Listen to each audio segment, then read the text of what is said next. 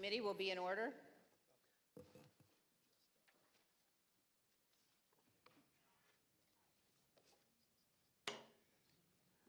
Good evening. Earlier this week, I received a positive COVID diagnosis. Per CDC guidelines, I've received the initial 2 shots and all of the boosters. Thus far, I've been blessed to experience very minimal symptoms. Because I'm still quarantined, I cannot participate in person with my colleagues. I've asked our Vice Chair, Ms. Cheney, to preside over this evening's hearing, including maintaining order in the room and swearing in our witnesses. Over the last month and a half, the Select Committee has told the story of a president who did everything in his power to overturn an election. He lied, he bullied, he betrayed his oath. He tried to destroy our democratic institutions. He summoned a mob to Washington. Afterward, on January 6th, when he knew that the assembled mob was heavily armed and angry, he commanded the mob to go to the Capitol, and he emphatically commanded the heavily armed mob to fight like hell. For the weeks between the November election and January 6th, Donald Trump was a force to be reckoned with. He shrugged off the factuality and legality correct, sober advice of his knowledgeable and sensible advisors. Instead, he recklessly blazed a path of lawlessness and corruption, the cost to which democracy be damned. And then he stopped. For 187 minutes on January 6th, this man of unbridled destructive energy could not be moved, not by his aides, not by his allies, not by the violent chants of rioters or the desperate pleas of those facing down the riot. And more tellingly, Donald Trump ignored and disregarded the desperate pleas of his own family, including Ivanka and Don Jr.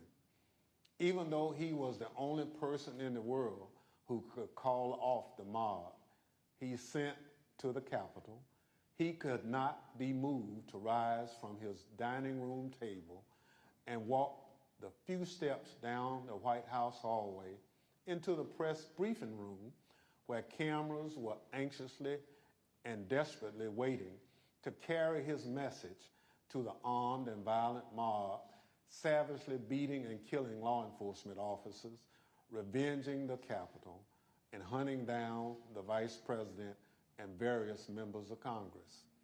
He could not be moved. This evening, my colleagues, Mr. Kingsinger of Illinois and Ms. Luria of Virginia, will take you inside the White House during those 187 minutes.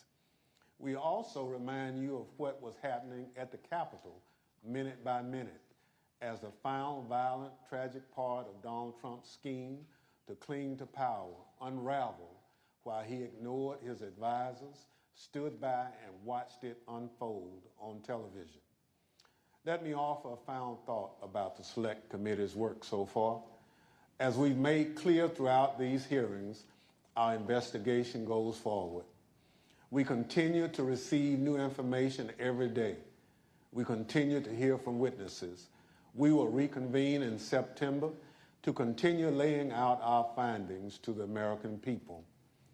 But as that work goes forward, a number of facts are clear. There can be no doubt that there was a coordinated, multi-step effort to overturn an election overseen and directed by Donald Trump. There can be no doubt that he commanded a mob he knew was heavily armed, violent, and angry, to march on the Capitol to try to stop the peaceful transfer of power. And he made targets out of his own vice president and the lawmakers gathered to do the people's work. These facts have gone undisputed. And so there needs to be accountability. Accountability under the law. Accountability to the American people. Accountability at every level, from the local precincts in many states where Donald Trump and his allies attacked election workers for just doing their jobs, all the way up to the Oval Office, where Donald Trump embraced the legal advice of insurrectionists that a federal judge has already said was a coup in search of a legal theory. Our democracy withstood the attack on January 6th. If there's no accountability for January 6th, for every part of this scheme, I fear that we will not overcome the ongoing threat to our democracy. There must be stiff consequences for those responsible. Now I'll turn things over to our Vice Chair to start telling this story. Thank you, Mr. Chairman. Without objection, the presiding officer is authorized to declare the committee in recess at any point. Pursuant to House Deposition Authority Regulation 10, I announce that the committee has approved the release of the deposition material presented during today's hearing. And let me begin tonight by wishing Chairman Thompson a rapid recovery from COVID. He has expertly led us through 8 hearings so far, and he has brought us to the point we are today. In our initial hearing, the chairman and I described what ultimately became Donald Trump's 7-part plan to overturn the 2020 presidential election, a plan stretching from before Election Day through January 6th. At the close of today's hearing, our 9th, we will have addressed each element of that plan. But in the course of these hearings, we have received new evidence, and new witnesses have bravely stepped forward. Efforts to litigate and overcome immunity and executive privilege claims have been successful, and those continue. Doors have opened, new subpoenas have been issued, and the dam has begun to break. And now, even as we conduct our 9th hearing, we have considerably more to do. We have far more evidence to share with the American people and more to gather. So our committee will spend August pursuing emerging information on multiple fronts before convening further hearings this September. Today, we know far more about the President's plans and actions to overturn the election than almost all members of Congress did when President Trump was impeached on January 13th, 2021, or when he was tried by the Senate in February of that year. 57 of 100 senators voted to convict President Trump at that time, and more than 20 others said they were voting against conviction because the president's term had already expired.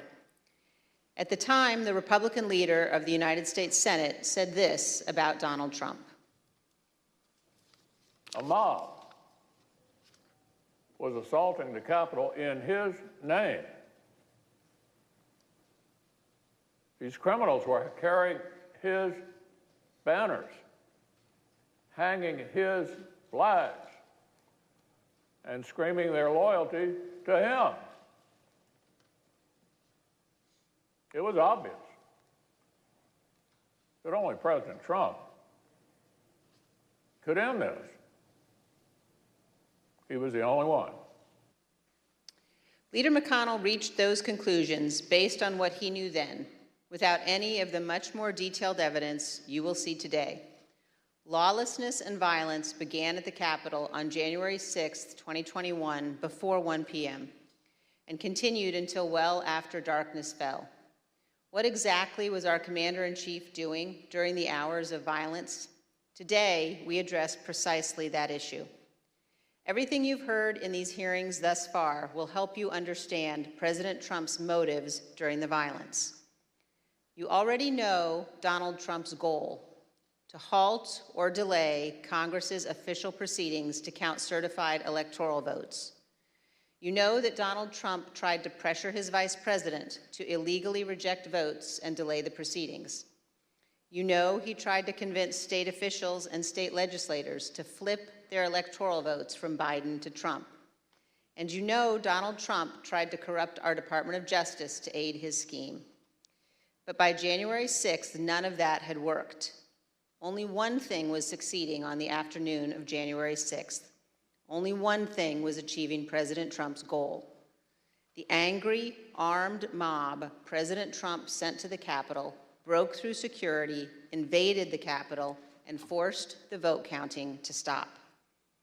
That mob was violent and destructive, and many came armed.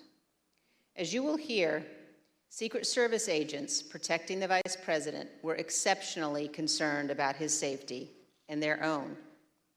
Republican leader Kevin McCarthy was scared, as were others in Congress, even those who themselves helped to provoke the violence. And as you will see today, Donald Trump's own White House counsel, his own White House staff, members of his own family, all implored him to immediately intervene to condemn the violence and instruct his supporters to stand down, leave the Capitol, and disperse. For multiple hours, he would not. Donald Trump would not get on the phone and order the military or law enforcement agencies to help. And for hours, Donald Trump chose not to answer the pleas from Congress, from his own party, and from all across our nation to do what his oath required. He refused to defend our nation and our Constitution.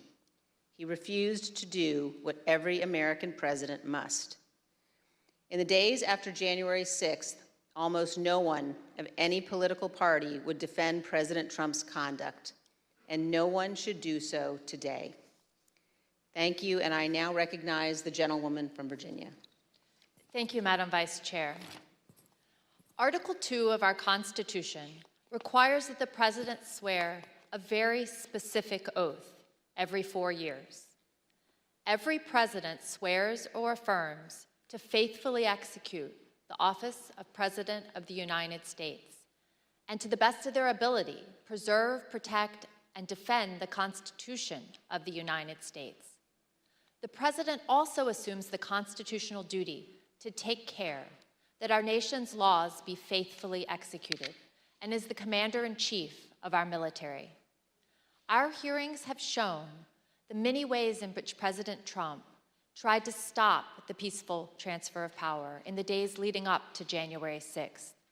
With each step of his plan, he betrayed his oath of office and was derelict in his duty. Tonight, we will further examine President Trump's actions on the day of the attack on the Capitol. Early that afternoon, President Trump instructed tens of thousands of supporters at and near the Ellipse rally, a number of whom he knew were armed with various types of weapons, to march to the Capitol. After telling the crowd to march multiple times, he promised he would be with them and finished his remarks at 1:10 p.m. like this. We're going to walk down, and I'll be there with you. We're going to walk down. We're going to walk down anyone you want, but I think right here we're going to walk down to the Capitol. So let's walk down Pennsylvania Avenue. By this time, the Vice President was in the Capitol. The joint session of Congress to certify Joe Biden's victory was underway, and the Proud Boys and other rioters had stormed through the first barriers and begun the attack. Radio communications from law enforcement informed Secret Service and those in the White House Situation Room of these developments in real time. At the direction of President Trump, thousands more rioters marched from the Ellipse to the Capitol, and they joined the attack. As you will see in great detail tonight, President Trump was being advised by nearly everyone to immediately instruct his supporters to leave the Capitol, disperse, and halt the violence. Virtually everyone told President Trump to condemn the violence in clear and unmistakable terms. And those on Capitol Hill and across the nation begged President Trump to help. But the former president chose not to do what all of those people begged. He refused to tell the mob to leave until 4:17, when he tweeted out a video statement filmed in the Rose Garden, ending with this. So go home. We love you. You're very special. You've seen what happens. You see the way others are treated that are so bad and so evil. I know how you feel. But go home and go home in peace. By that time, 2 pipe bombs had been found at locations near the Capitol, including where the Vice President-elect was conducting a meeting. Hours of hand-to-hand combat had seriously injured scores of law enforcement officers. The Capitol had been invaded, the electoral count had been halted as members were evacuated. Rioters took the floor of the Senate. They rifled through desks and broke into offices, and they nearly caught up to Vice President Pence. Guns were drawn on the House floor, and a rioter was shot attempting to infiltrate the chamber. We know that a number of rioters intended acts of physical violence against specific elected officials. We know virtually all the rioters were motivated by President Trump's rhetoric that the election had been stolen, and they felt they needed to take their country back. This hearing is principally about what happened inside of the White House that afternoon. From the time when President Trump ended his speech until the moment when he finally told the mob to go home, a span of 187 minutes, more than 3 hours. What you will learn is that President Trump sat in his dining room and watched the attack on television, while his senior-most staff, closest advisors, and family members begged him to do what is expected of any American president. I served proudly for 20 years as an officer in the United States Navy. Veterans of our armed forces know firsthand the leadership that's required in a time of crisis, urgent and decisive action that puts duty and country first. But on January 6th, when lives and our democracy hung in the balance, President Trump refused to act because of his selfish desire to stay in power. And I yield to the gentleman from Illinois, Mr. Kinzinger. Thank you. Thank you, Ms. Loria. 1 week after the attack, Republican leader Kevin McCarthy acknowledged the simple truth. President Trump should have acted immediately to stop the violence. During our investigation, General Mark Milley, the chairman of the Joint Chiefs of Staff, also remarked on the president's failure to act. Let's hear what they had to say. The president bears responsibility for Wednesday's attack on Congress by mob rioters. He should have immediately denounced the mob when he saw what was unfolding. These facts require immediate action by President Trump. Yeah, he's the commander-in-chief. You got an assault going on the Capitol of the United States of America. And there's nothing. No call, nothing, zero. Like my colleague from Virginia, I'm a veteran. I served in the Air Force, and I serve currently in the Air National Guard. I can tell you that General Milley's reaction to President Trump's conduct is 100% correct, and so was Leader McCarthy's. What explains President Trump's behavior? Why did he not take immediate action in a time of crisis?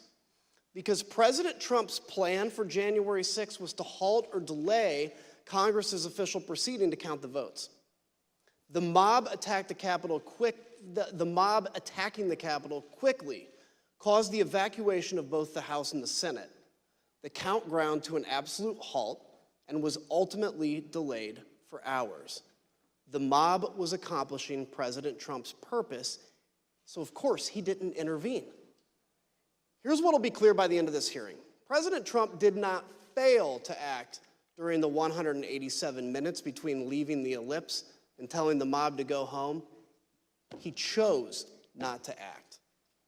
But there were hundreds that day who honored their oaths and put their lives on the line to protect the people inside the Capitol and to safeguard our democracy.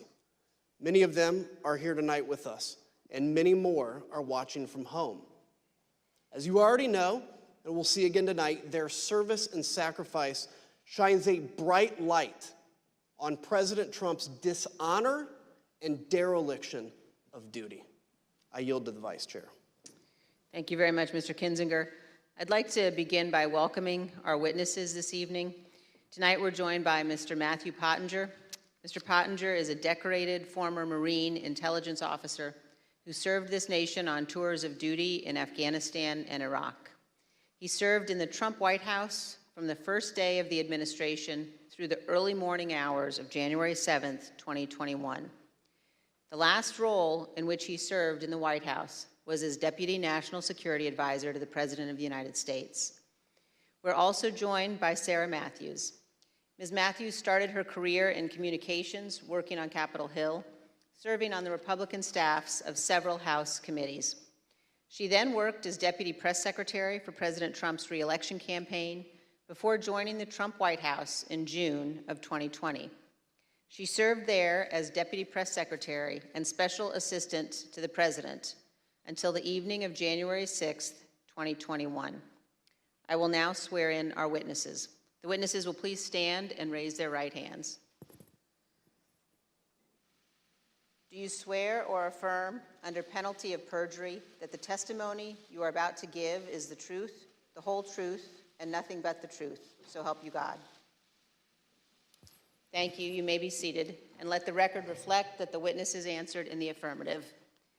Thank you both again for being here tonight. Mr. Pottinger, thank you for your service to the nation, as well as for joining us this evening.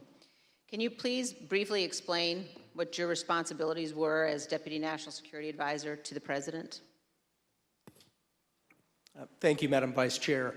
When I started at the White House, I was a senior director for Asia on the National Security Council staff, so that was a job that involved helping coordinate the President's Asia policy.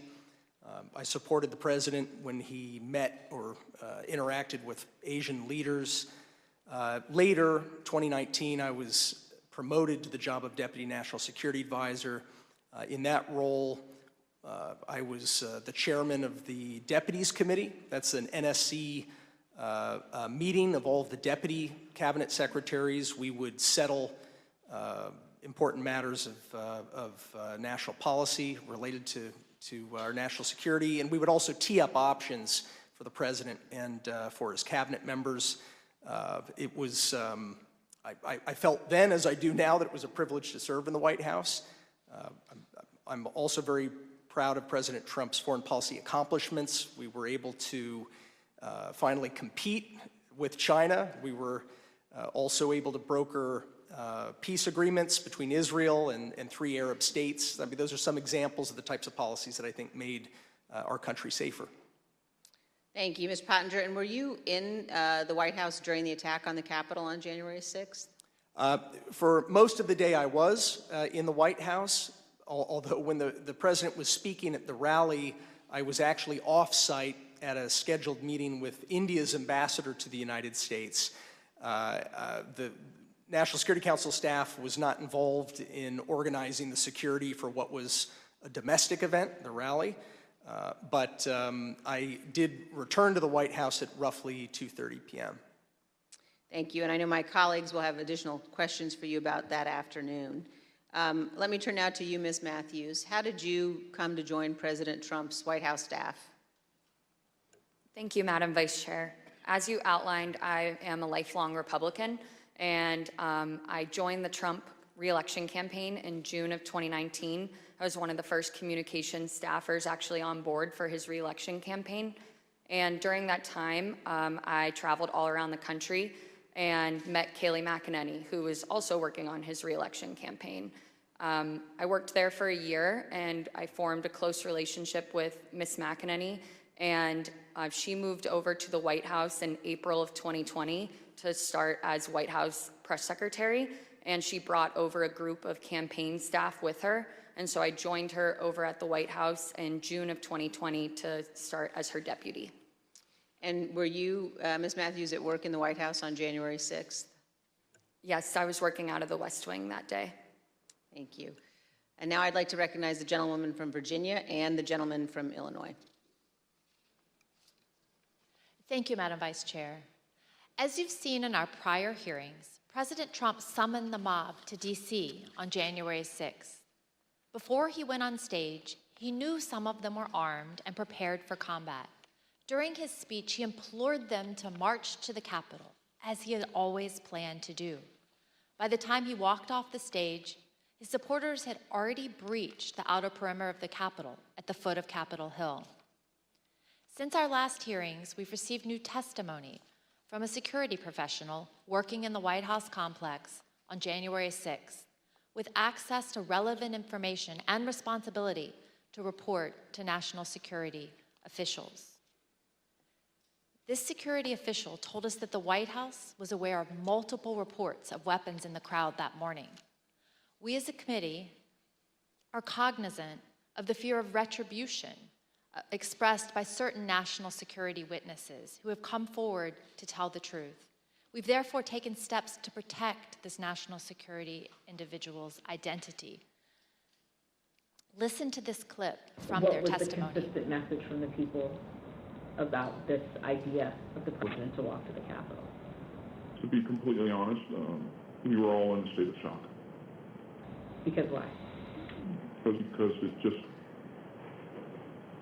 one, I think the actual physical feasibility of doing it, and then also we all knew what that entailed and what that meant. That this was no longer a rally, that this was going to move to something else if he physically walked to the Capitol. I don't know if you want to use the word insurrection, coup, whatever. We all knew that this would move from a normal, democratic, public event into something else. What was driving that sentiment, considering this part of it, the actual breach of the Capitol, hadn't happened yet? Why were we alarmed? Right. The president wanted to lead tens of thousands of people to the Capitol. I think that was enough grounds for us to be alarmed. Even though he understood many of his supporters were armed, the president was still adamant to go to the Capitol when he got off the stage at the Ellipse. But his Secret Service detail was equally determined to not let him go. That led to a heated argument with the detail that delayed the departure of the motorcade to the White House. We have evidence from multiple sources regarding an angry exchange in the presidential SUV, including testimony we will disclose today from two witnesses who confirmed that a confrontation occurred.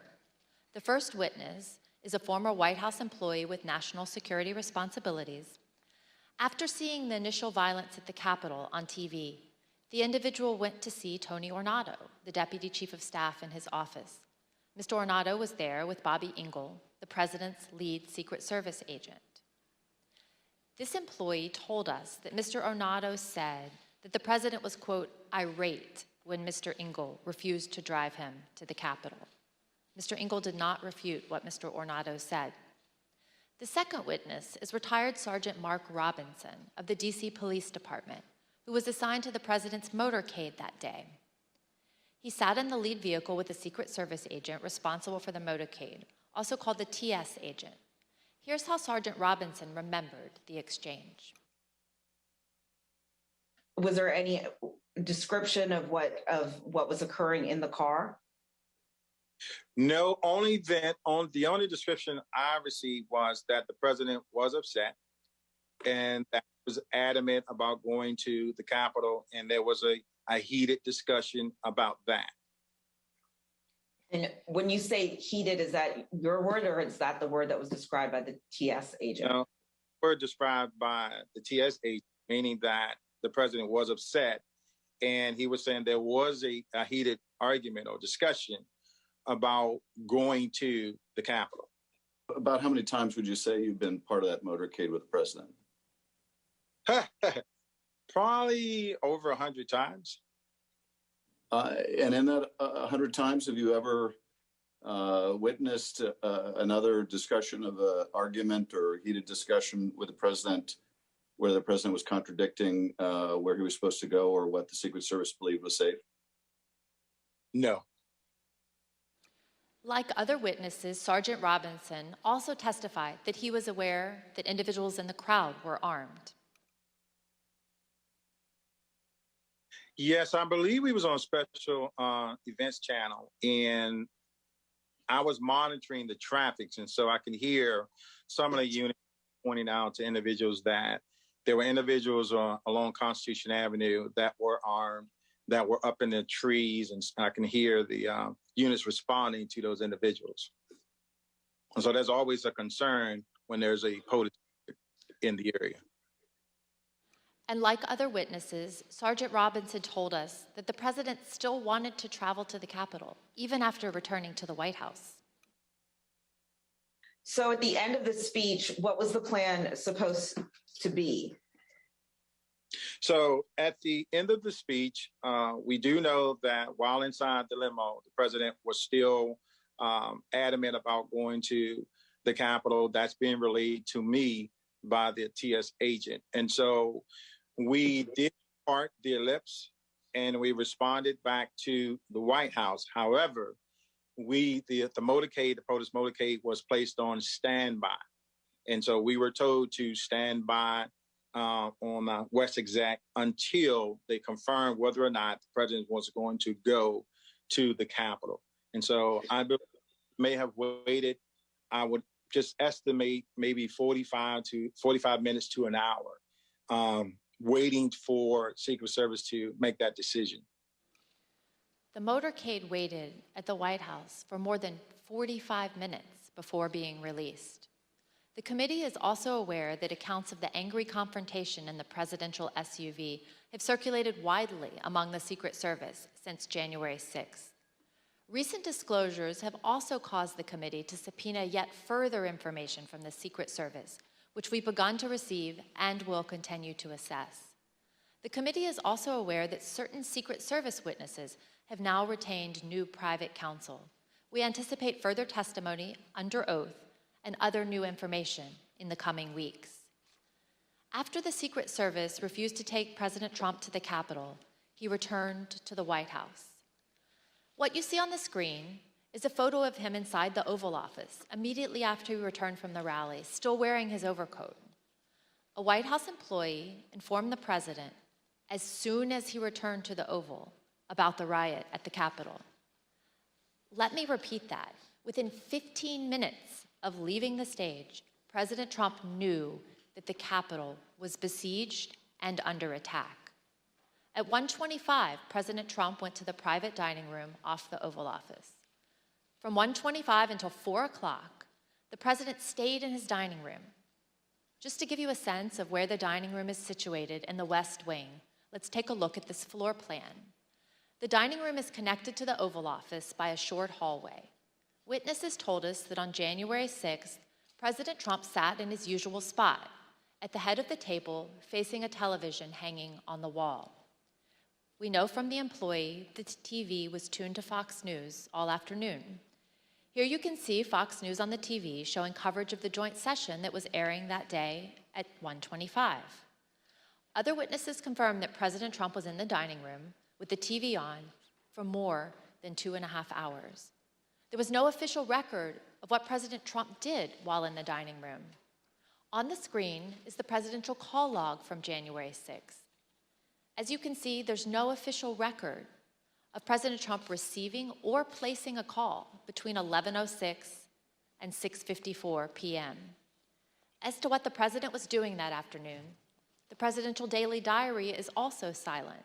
It contains no information from the period between 1:21 p.m. and 4:03 p.m. There are also no photos of President Trump during this critical period between 1:21 in the Oval Office and when he went outside to the Rose Garden after 4 o'clock. The chief White House photographer wanted to take pictures because it was, in her words, very important for his archives and for history. But she was told, quote, no photographs. Despite the lack of photos or an official record, we've learned what President Trump was doing while he was watching TV in the dining room. But before we get into that, it's important to understand what he never did that day. Let's watch. So are you aware of any phone call by the President of the United States to the Secretary of Defense that day? Not that I'm aware of, no. Are you aware of any phone call by the President of the United States to the Attorney General of the United States that day? No. Are you aware of any phone call by the President of the United States to the Secretary of Homeland Security that day? I'm not aware of that, no. Did you ever hear the the president No. ask for the National No. Guard? Did you ever hear the president ask for law enforcement response? No. So as somebody who worked in the national security space and with the National Security Council, if there were going to be troops present or called up for a rally in Washington, D.C., for example, is that something that you would have been aware of? Yeah, I would have. Do you know if he asked anybody to reach out to any of those that we just listed off: National Guard, DOD, FBI, Homeland Security, Secret Service, Mayor Bowser, the Capitol Police, about the situation at the Capitol? I am not aware of any of those requests. No, sir.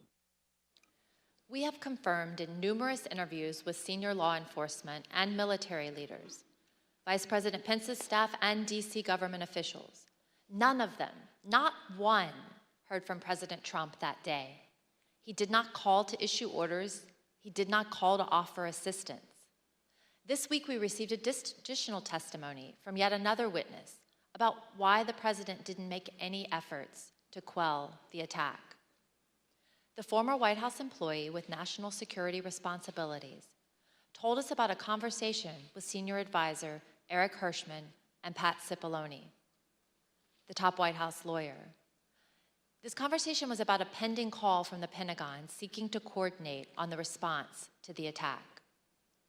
Mr. Hirschman turned to Mr. Cipollone and said, the president didn't want to do anything. And so Mr. Cipollone had to take the call himself. So if President Trump wasn't calling law enforcement or military leaders, what did President Trump spend his time doing that afternoon while he first settled into the dining room? He was calling senators to encourage them to delay or object to the certification. Here's Kayleigh McEnany, his press secretary, to explain. Okay. All right, then it says back there, and he wants list of senators. And then he's calling them one by one. Do you know which ones he called? To the best of my recollection, no. As I say in my notes, he wanted a list of the senators, and I left him at that point. Because the presidential call log is empty, we do not yet know precisely which senators President Trump was calling.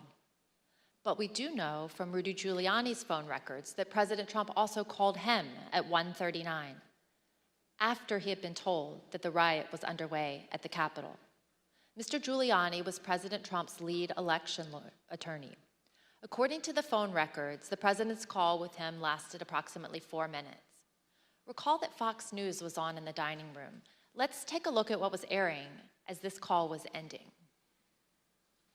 The president, as we all saw, fired this crowd up. They've all, tens of thousands, maybe 100,000 or more, have gone down to the Capitol or elsewhere in the city, and they're very upset. Now, I jumped down as soon as we heard the news that Brett gave you about Mike Pence. I started talking to these people. I said, what do you think? One woman, an Air Force veteran from Missouri, said she was, quote, disgusted to hear that news and that it was his duty to do something. And I told her, I said, there's nothing in the Constitution unilaterally that Vice President Pence could do. She said, that doesn't matter. He should have fought for Trump. At 1:49, here's what was happening at the Capitol with President Trump's fired up supporters. We're going to give riot warning. We're going to try and get compliance, but this is now effectively a riot. 49 hours declaring it a riot.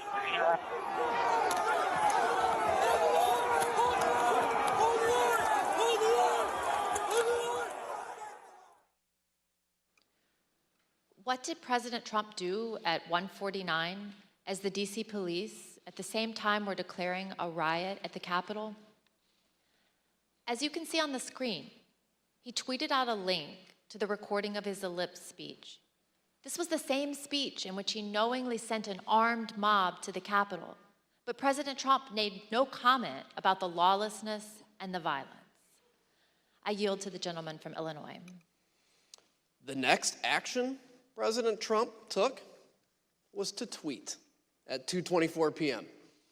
What happened during the 35 minutes between his last tweet at 1:49 and 2:24?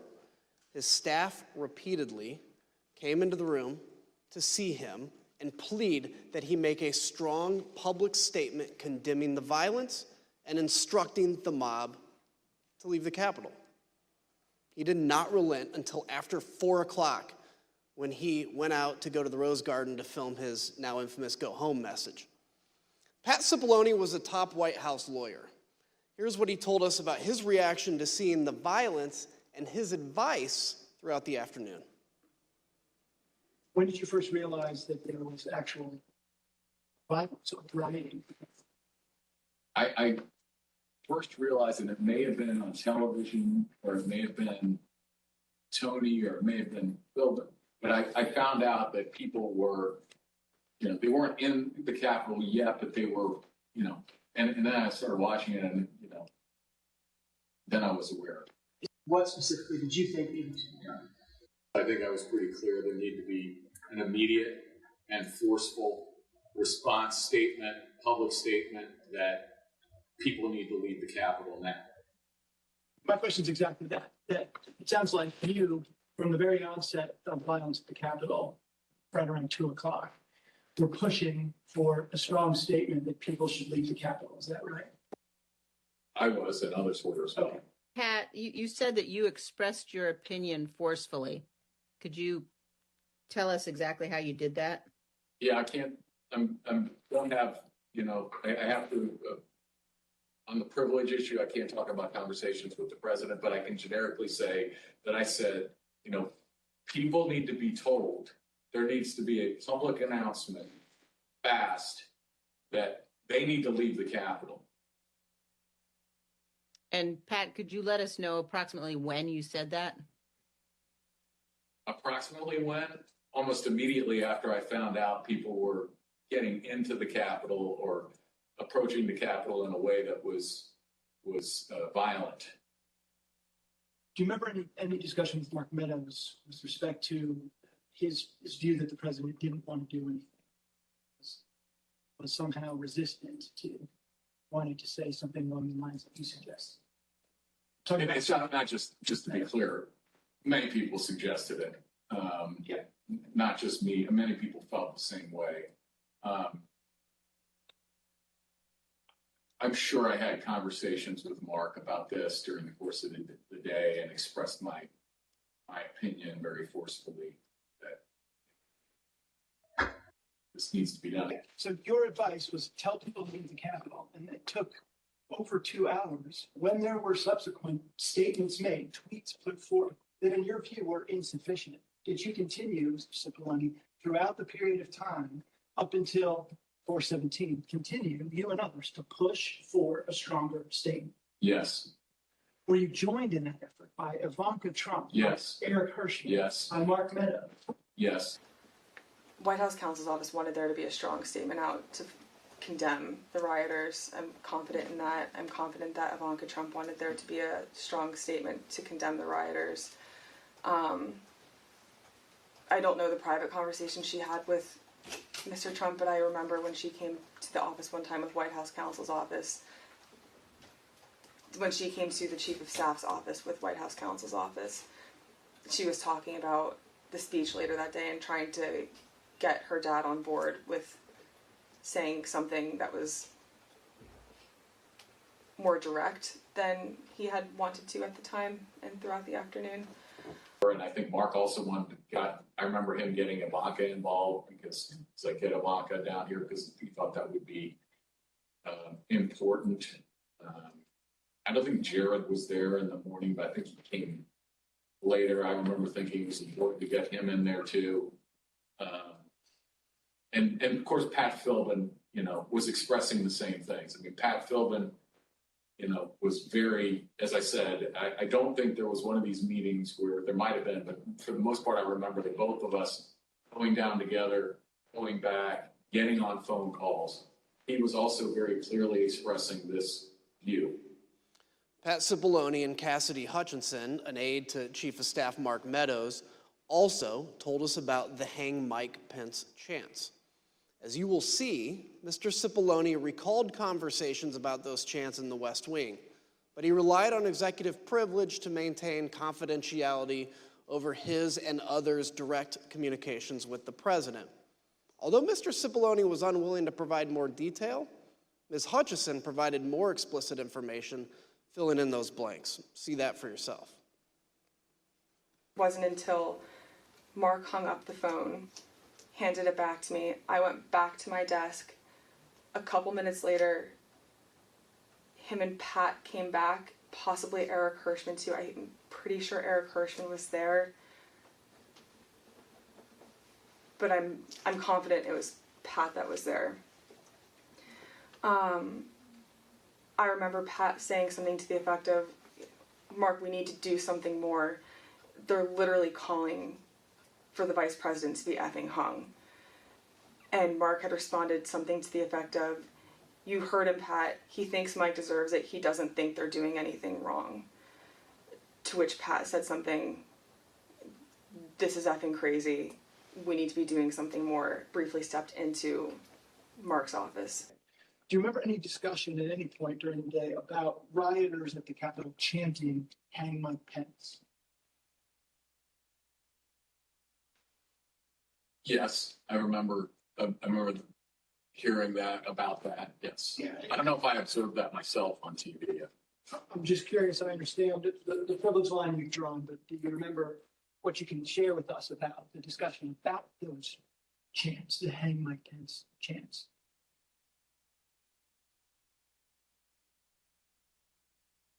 I can tell you my view of that. Yeah, please. My view of that is outrageous. And for anyone to suggest such a thing as the Vice President of the United States, for people in that crowd to be chanting that, I thought it was terrible. I thought it was outrageous and wrong. And I expressed that very clearly. With respect to your conversations with Mr. Meadows, though, did you specifically raise a concern over the Vice President with him, and how did he respond?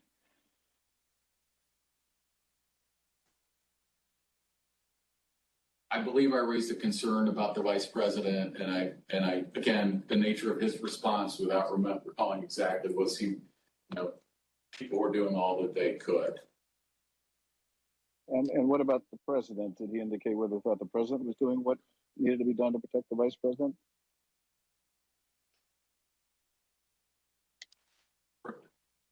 Yeah, just sort of that question. For production, yeah.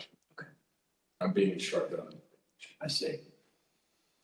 In addition, Mr. Cipollone testified that it would have been feasible, as commentators on television were suggesting, for President Trump to immediately appear at the podium in the press room to address the nation. Would it have been possible at any moment for the president to walk down to the podium in the briefing room and talk to the nation at any time between when you first gave him that advice at 2 o'clock and 4:17 when the video statement? Would that have been possible? Would it have been possible? Yes. Yes, it would have been possible. We just heard Mr. Cipollone say that President Trump could have gone to the press briefing room to issue a statement at any moment. To give you a sense of just how easy that would have been, let's take a look at a map of the West Wing. As we saw earlier, the president's private dining room is at the bottom of the map. The press briefing room is at the top, highlighted in blue. And the Rose Garden, where the president ultimately filmed his go home video, is on the right next to the Oval Office, and that's highlighted in green. Ms. Matthews, how quickly could the president have gotten on camera in the press briefing room to deliver a statement to the nation? So as you outlined, it would take probably less than 60 seconds from the Oval Office dining room over to the press briefing room. And for folks that might not know, the briefing room is the room that you see the White House press secretary do briefings from, with the podium and the blue backdrop. And there's a camera that is on in there at all times. And so if the president had wanted to make a statement and address the American people, he could have been on camera almost instantly. And conversely, the White House press corps has offices that are located directly behind the briefing room. And so if he had wanted to make an address from the Oval Office, we could have assembled the White House press corps probably in a matter of minutes to get them into the Oval for him to do an on-camera address. Thank you. Other witnesses have given us their views on that question. For example, General Keith Kellogg told us that some staff were concerned that a live appearance by the president at the microphones at that moment could actually make matters worse. He told us he recommended against doing a press conference because during his 4 years in the Trump administration, quote, there wasn't a single clean press conference we had had.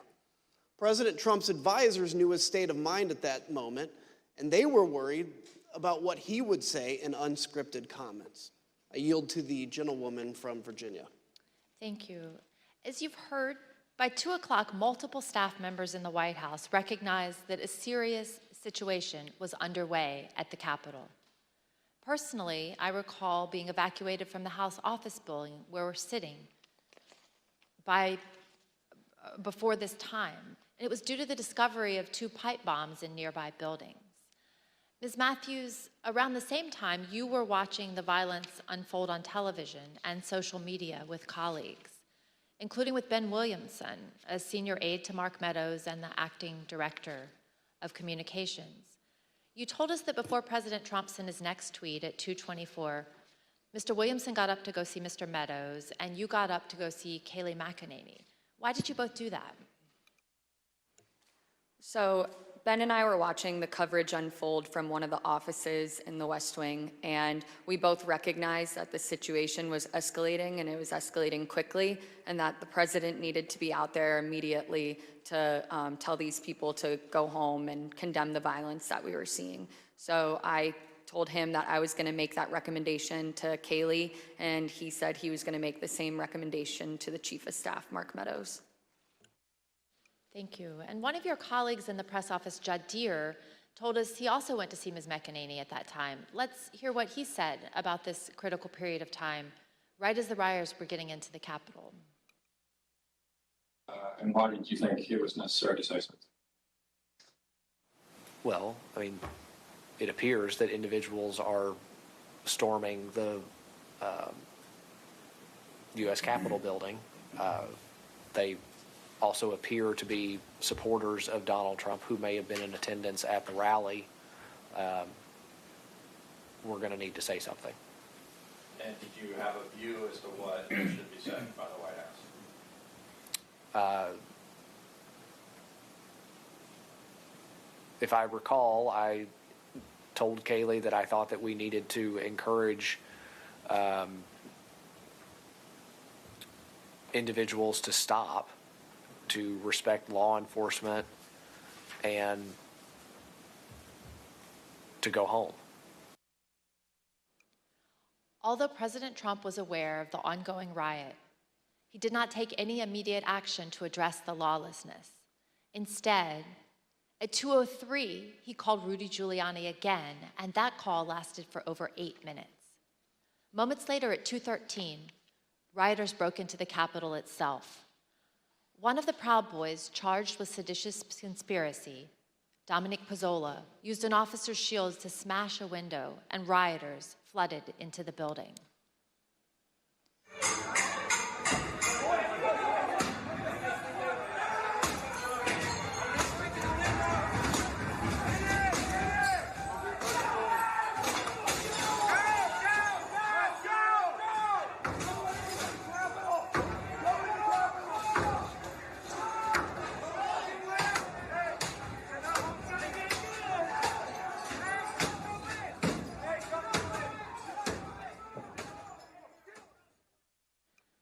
As rioters were entering the building, the Secret Service held Vice President Pence in his office right off the Senate chamber for 13 minutes as they worked to clear a safe path to a secure location.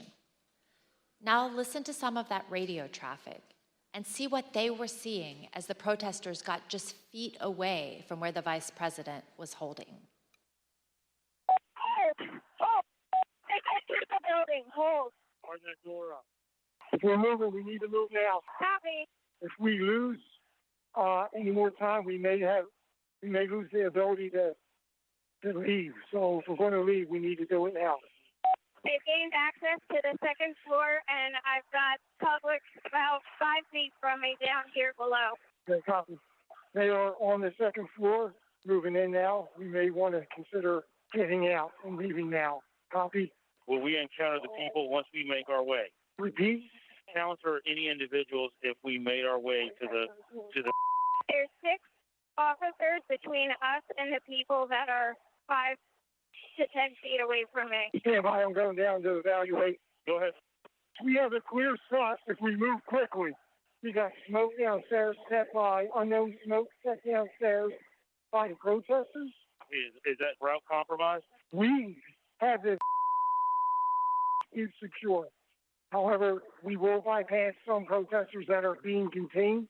There is smoke, unknown what kind of smoke it is. Copy. Clear, we're coming out now. All right, make a way.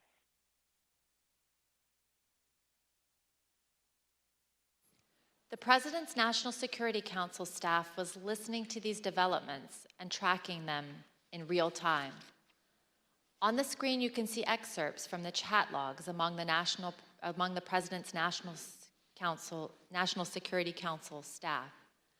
At 2:13, the staff learned that the rioters were kicking in the windows at the Capitol. 3 minutes later, the staff said the Vice President was being pulled, which meant agents evacuated him from the Senate floor. At 2:24, the staff noted that the Secret Service agents at the Capitol did not, quote, sound good right now. Earlier, you heard from a security professional who had been working in the White House complex on January 6th with access to relevant information and a responsibility to report to national security officials. We asked this person, what was meant by the comment that the Secret Service agents did not, quote, sound good right now? In the following clip of that testimony, which has been modified to protect the individual's identity, the professional discusses what they heard from listening to the incoming radio traffic that day. Okay, that last entry in this page of service, the Capitol does not sound good right now. Correct. What does that mean?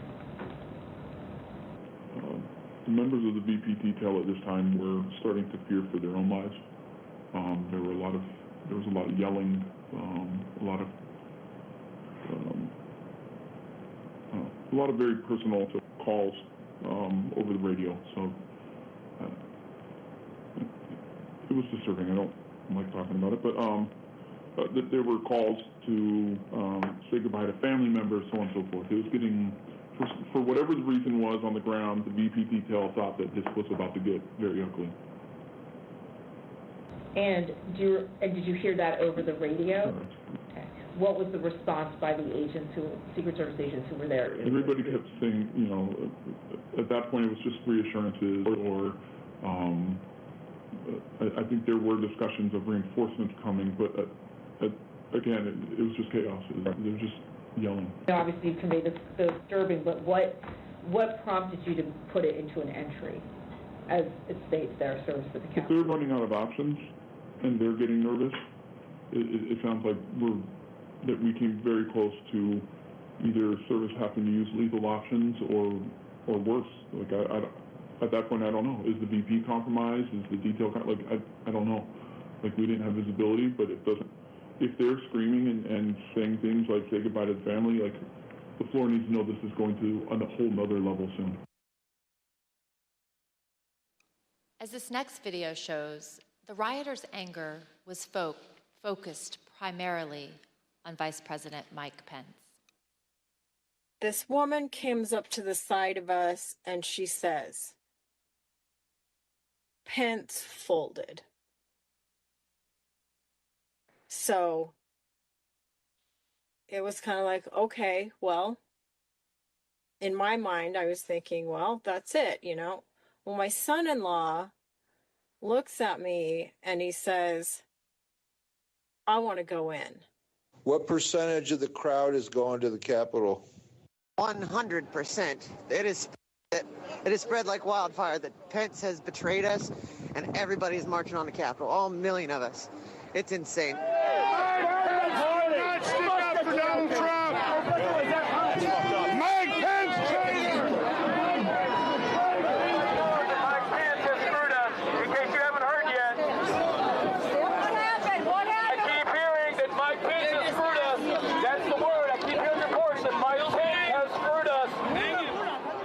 Did people appear angry as you were walking to the Capitol? Yeah, a lot of people seem like they're very upset. Tell us some of the things they were saying, if you recall. Oh, they were saying all types. People were screaming all types of stuff. They were mad that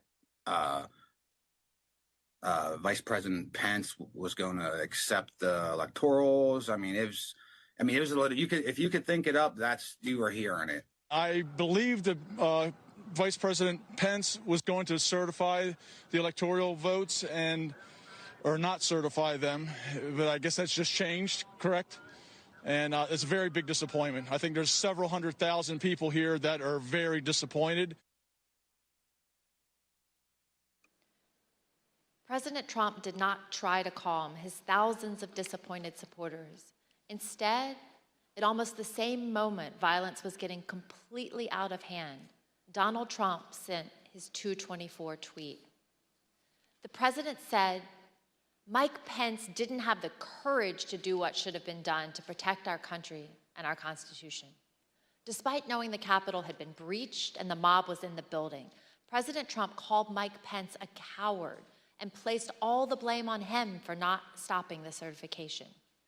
He put a target on his own vice president's back. Mr. Pottinger and Ms. Matthews, when we ask you about your reaction to seeing the 224 tweet in real time, you both used the same imagery to describe it. President Trump was adding fuel to the fire. Mr. Pottinger, you made the decision to resign after seeing this tweet. Can you please tell us why? Yes. So that was pretty soon after or shortly before I'd gotten back to the White House. I'd come from off-site. I began to see for the first time those images on TV of the chaos that was unfolding at the Capitol. One of my aides handed me a sheet of paper that contained the tweet that you just read. I read it and was quite disturbed by it. I was disturbed and worried to see that the president was attacking Vice President Pence for doing his constitutional duty. So the tweet looked to me like the opposite of what we really needed at that moment, which was a de-escalation. And that's why I had said earlier that it looked like fuel being poured on the fire. So that was the moment that I decided that I was going to resign, that would be my last day at the White House. I simply didn't want to be associated with the events that were unfolding on the Capitol. Thank you. And Ms. Matthews, what was your reaction to the president's tweet about Vice President Pence? So it was obvious that the situation at the Capitol was violent and escalating quickly. And so I thought that the tweet about the vice president was the last thing that was needed in that moment.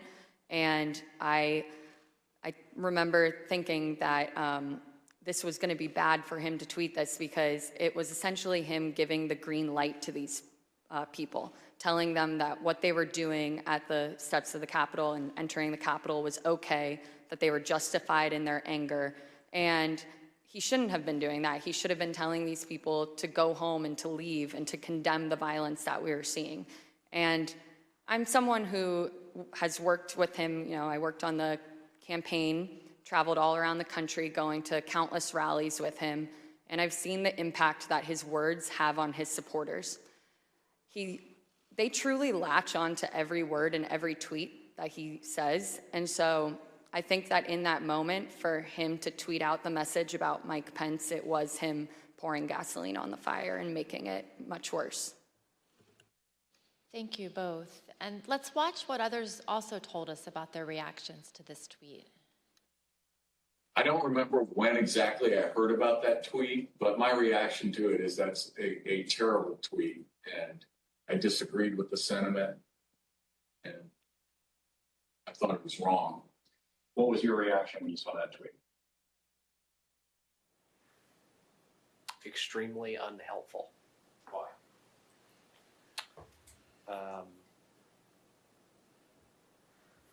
It wasn't the message that we needed at that time. It wasn't going to, the scenes at the U.S. Capitol were only getting worse at that point. This was not going to help that. Were you concerned it could make it worse? Certainly. Ms. Hutchinson, what was your reaction when you saw this tweet? As a staffer that worked to always represent the administration to the best of my ability and to showcase the good things that he had done for the country, I remember feeling frustrated, disappointed, and really, it felt personal. It was really sad. As an American, I was disgusted. It was unpatriotic. It was un-American. We were watching the Capitol building get defaced over a lie. As you will see, at 2:26, the Vice President had to be evacuated to safety a second time and came within 40 feet of the rioters. The attack escalated quickly right after the tweet.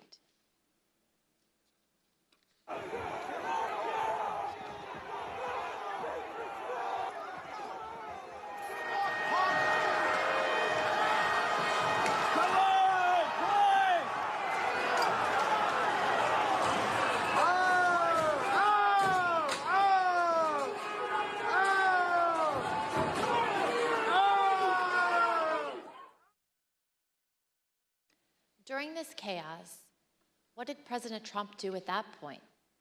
He went back to calling senators to try to further delay the electoral count. While the Vice President was being evacuated from the Senate, President Trump called Senator Tommy Tuberville, one of his strongest supporters in the Senate. As Senator Tuberville later recalled, he had to end the call so that he could evacuate the Senate chamber himself. Let's listen. He didn't call my phone, called somebody else, and they handed it to me. And I basically told him, I said, Mr. President, we're not doing much work here right now because they just took our vice president out. And matter of fact, I'm going to have to hang up on you. I've got to leave. Senator Josh Hawley also had to flee. Earlier that afternoon, before the joint session started, he walked across the east front of the Capitol. As you can see in this photo, he raised his fist in solidarity with the protesters already amassing at the security gates. We spoke with a Capitol police officer who was out there at the time. She told us that Senator Hawley's gesture riled up the crowd, and it bothered her greatly because he was doing it in a safe space, protected by the officers and the barriers. Later that day, Senator Hawley fled after those protesters he helped to rile up stormed the Capitol. See for yourself.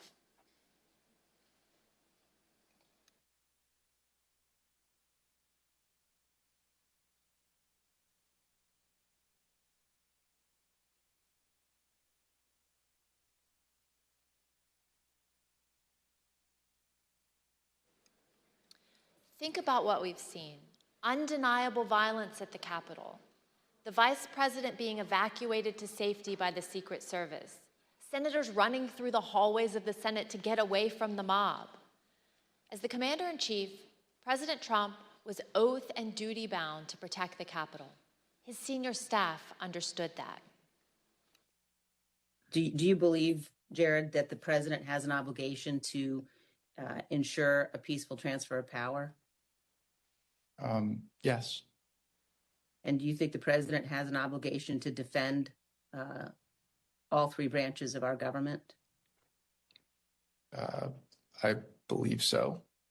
And I assume you also would agree the President has a particular obligation to take care that the laws be faithfully executed. That is one of the President's obligations, correct?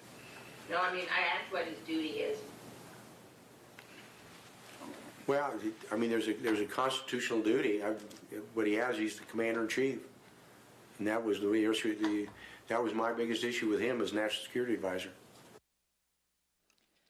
Rather than uphold his duty to the Constitution, President Trump allowed the mob to achieve the delay that he hoped would keep him in power. I reserve. The gentlewoman reserves. I request that those in the hearing room remain seated until the Capitol Police have escorted members and witnesses from the room. I now declare the committee in recess for a period of approximately 10 minutes.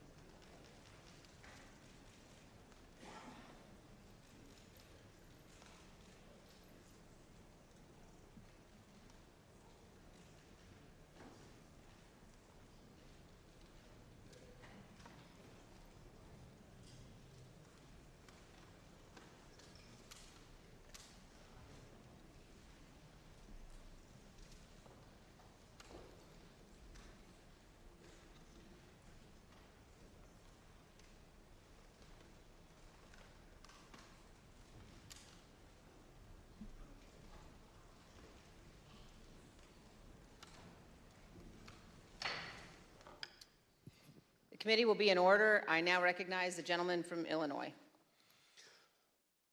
We left at the recess just after President Trump's 224 tweet attacking the vice president.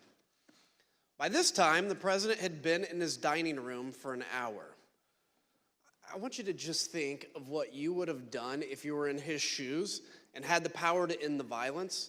You would have immediately and forcefully told the rioters to stop and leave. Like, stop and leave. Done.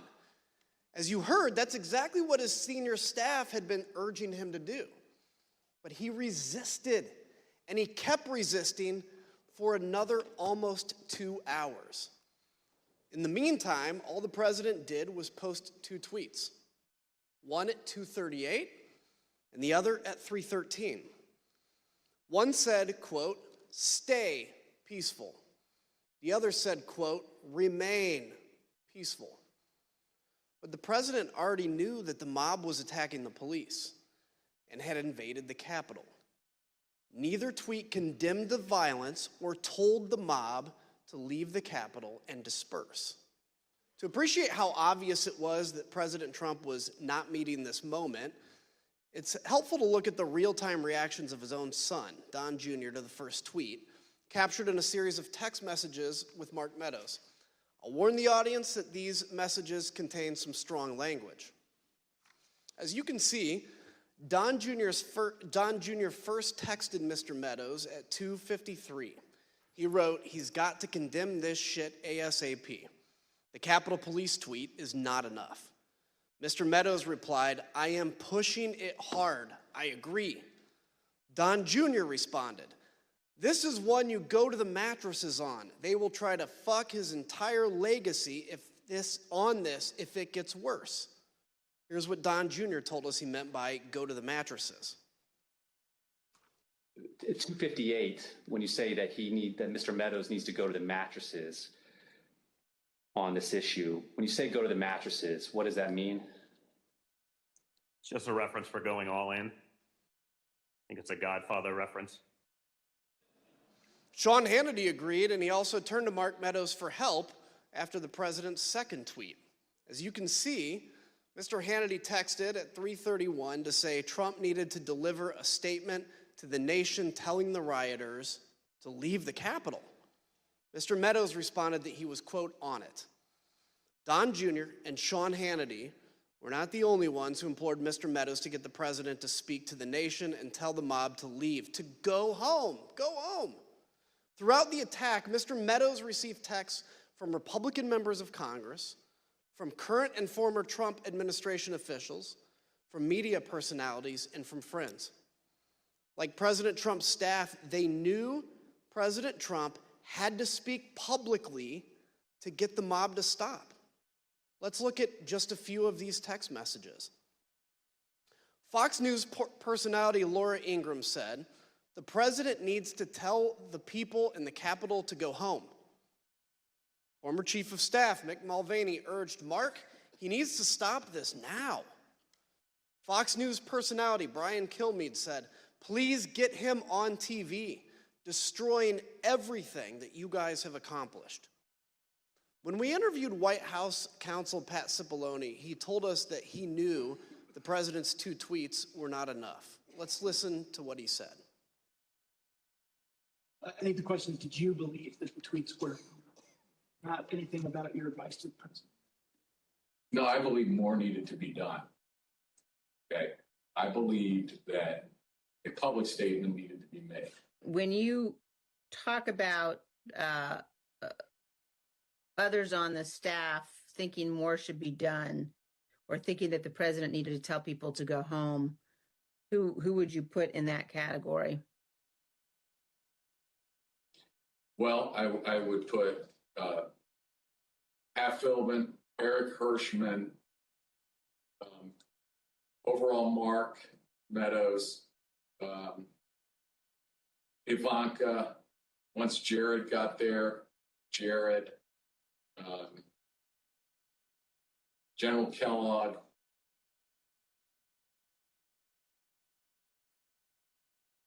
I'm probably missing some, but those Kaylee, I think, was there, but I don't. Dan Scavino. And who on the staff did not want people to leave the Capitol?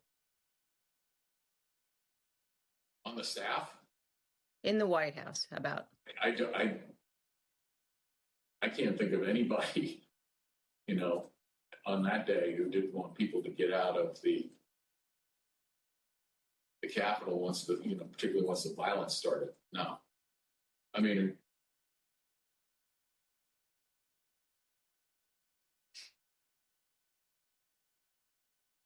what about the president? Yeah. she said the staff. So I answered. No, I said in the White House. Oh, I'm sorry. I apologize. I thought you said who else on the staff.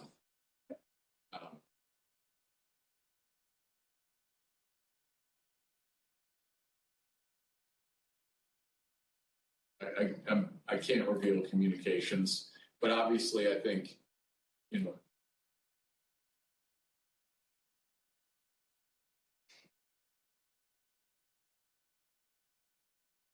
yeah. Let's pause on that last statement. Although Pat Cipollone is being careful about executive privilege, there really is no ambiguity about what he said. Almost everybody wanted President Trump to instruct the mob to disperse. President Trump refused. To understand how inadequate the president's tweets were, let's examine his 238 tweet in more detail. For context, here's what was happening at that time.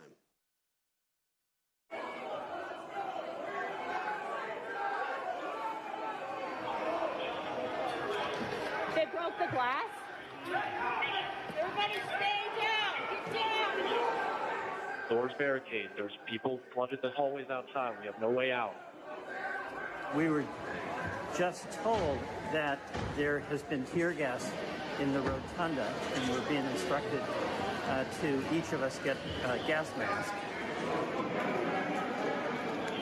We went from a peaceful protest, and this is a very dangerous situation right now, that there are, I'm being told, these protesters on the inside are around both chambers, and there is now tear gas inside the Capitol Rotunda.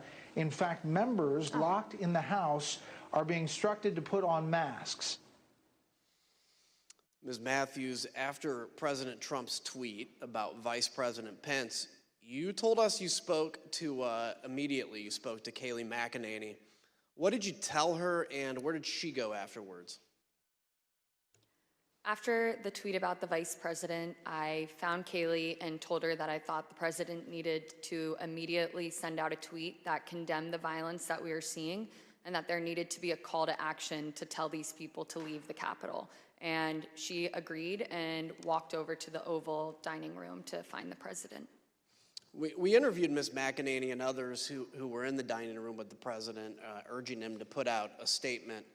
Ms. Matthews, Ms. McEnany told us she came right back to the press office after meeting with the president about this particular tweet. What did she tell you about what happened in that dining room?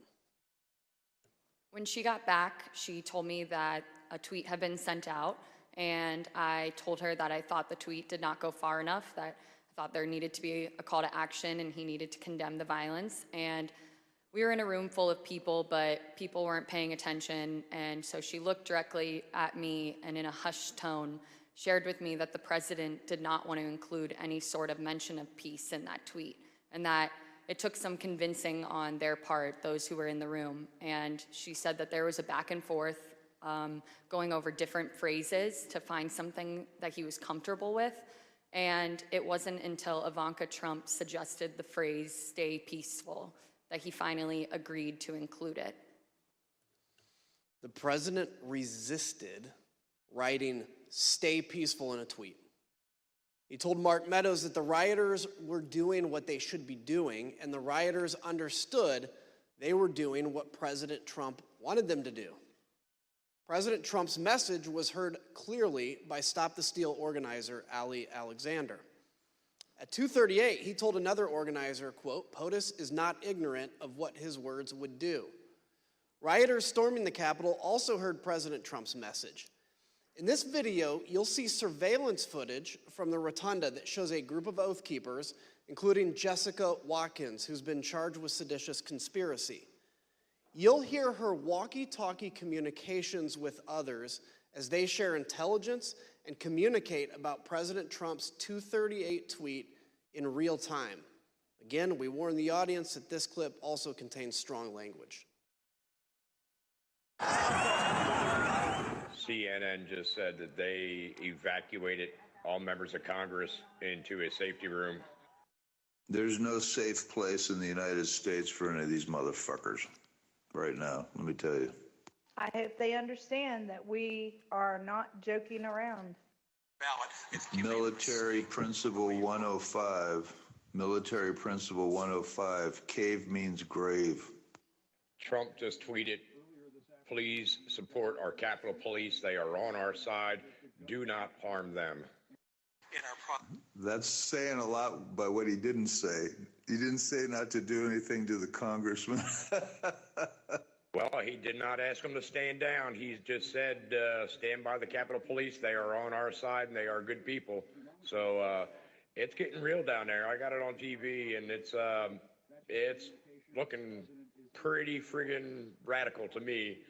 CNN said that Trump has egged this on, that he is egging it on, and that he is watching the country burn 2 weeks before he leaves office. He is not leaving office. I don't give a shit what they say. We are in the mezzanine. We are in the main dome right now. We are rocking it. They're throwing grenades. They're freaking shooting people with paintballs, but we're in here. Be safe, be safe. God bless and Godspeed and keep going. Get it, Jess. Do your shit. This is what we fucking lived up for. Everything we fucking trained for. Took over the Capitol. Overran the Capitol. We're in the fucking Capitol, bro. We've now seen how President Trump's supporters reacted to his tweets. Mr. Pottinger, you told us that you consider the tweets sent to this point to be, quote, wholly inadequate given the urgency of the crisis. What, in your view, would have been needed? Yeah, it was insufficient. I think what you could count me among those who was hoping to see an unequivocal, strong statement clearing out the Capitol, telling people to stand down, leave, go home. I think that's what we were hoping for. So something a lot more kind of definitive and not ambiguous, because he has that power over his folks. Ms. Matthews, you told us about a colleague who said during the attack that the president should not condemn the violence. Can you please tell us about that moment and your reaction? Yes, so a conversation started in the press office after the president sent out those 2 tweets that I deemed were insufficient. And a colleague suggested that the president shouldn't condemn the violence because they thought it would be, quote, handing a win to the media if he were to condemn his supporters. And I disagreed. I thought that we should condemn the violence and condemn it unequivocally. And I thought that he needed to include a call to action and to tell these people to go home. And a debate ensued over it. And I became visibly frustrated, and my colleagues were well aware of that. And I couldn't believe that we were arguing over this in the middle of the West Wing, talking about the politics of a tweet, being concerned with handing the media a win when we had just watched all of that violence unfold at the Capitol. And so I motioned up at the TV and I said, do you think it looks like we're effing winning? Because I don't think it does. And I again reiterated that I thought that the president needed to condemn the violence because it didn't matter if it was coming from the left or the right, that you should condemn violence 100% of the time. We've heard this evening how everyone in the president's orbit was pushing him to do more, to tell the mob to leave the Capitol. One of those people was Republican leader Kevin McCarthy. He managed to get the president on the phone and told him to call off his supporters. As you will hear, the president refused, and so Leader McCarthy reached out for help to Ivanka Trump, who was at the White House, and Jared Kushner, who that afternoon had just arrived back on a flight from the Middle East. So at some point in the afternoon, Mr. McCarthy placed a phone call to Mr. Scavino's desk line, and it was transferred to the president. Is that correct? That's generally what I recall. Okay. Were you involved in transferring that call? Yes. Okay. Where was the president at the time that he took that call? He was in the dining room. Would you personally reach out to the president for more support? I've already talked to the president. I called him. I think we need to make a statement, make sure that we can calm individuals down. Did Mr. McCarthy indicate that he had been in touch with President Trump? He indicated that he had had some conversation. I don't recall whether it was with the president or with somebody at the White House, but I think he'd expressed frustration that not taking the circumstance as seriously as they should in that moment.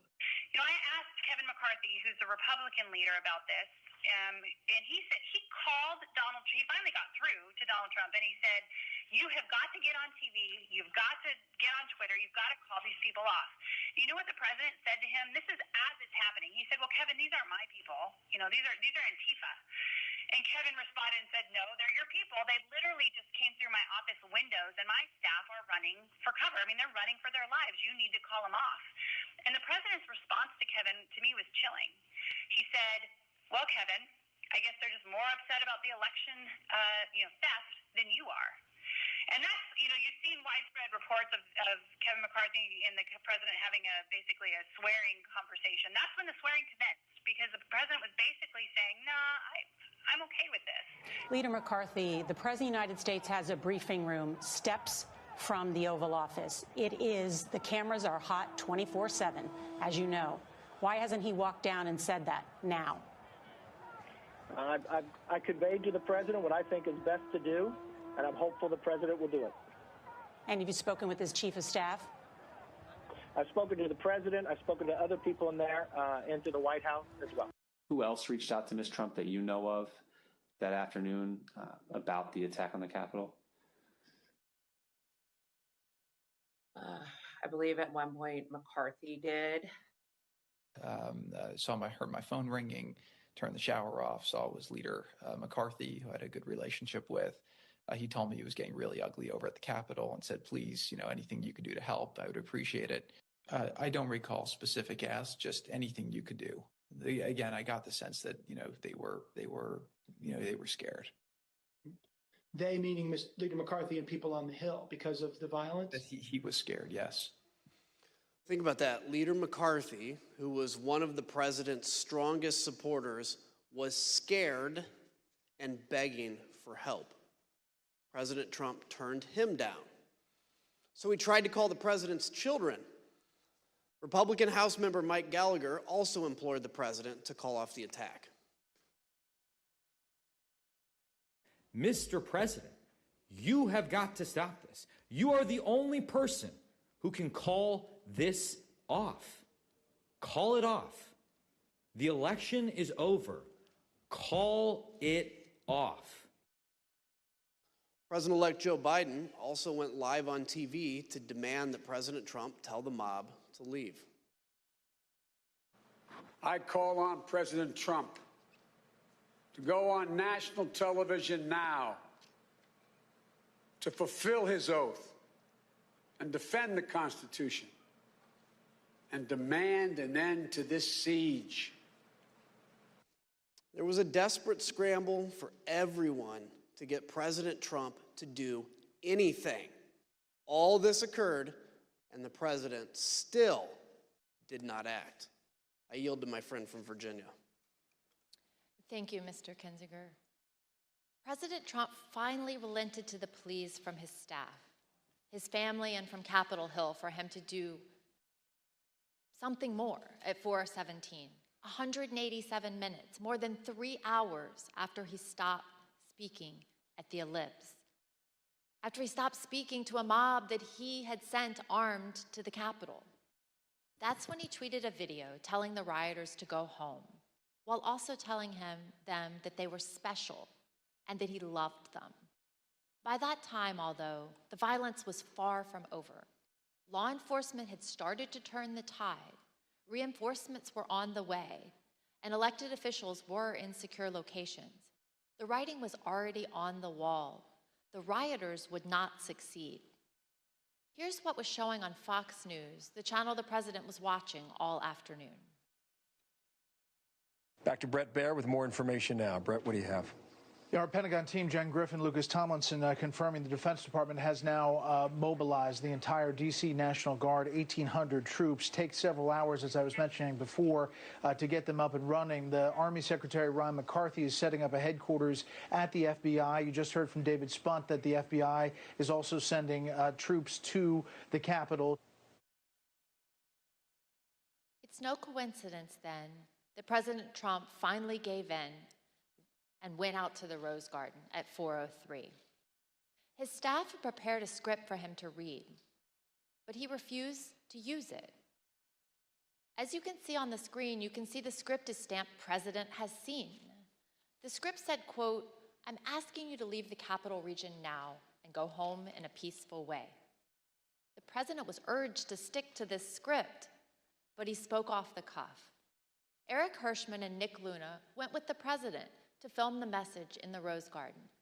Let's hear what they had to say and see the never-before-seen raw footage of the president recording this video message. Ultimately, these remarks that we're looking at here in Exhibit 25 were not the remarks that the president delivered in the Rose Garden. Do you know why the president decided not to use these? I don't know, sir. No, I do not know why. Did the president use any written remarks to your knowledge, or did he just go off the cuff? To my knowledge, it was off the cuff, sir. Good, Chase. When you're ready, sir. Yep, we'll be right behind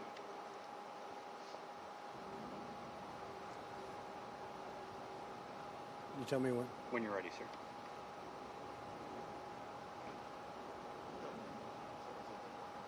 Who's behind me?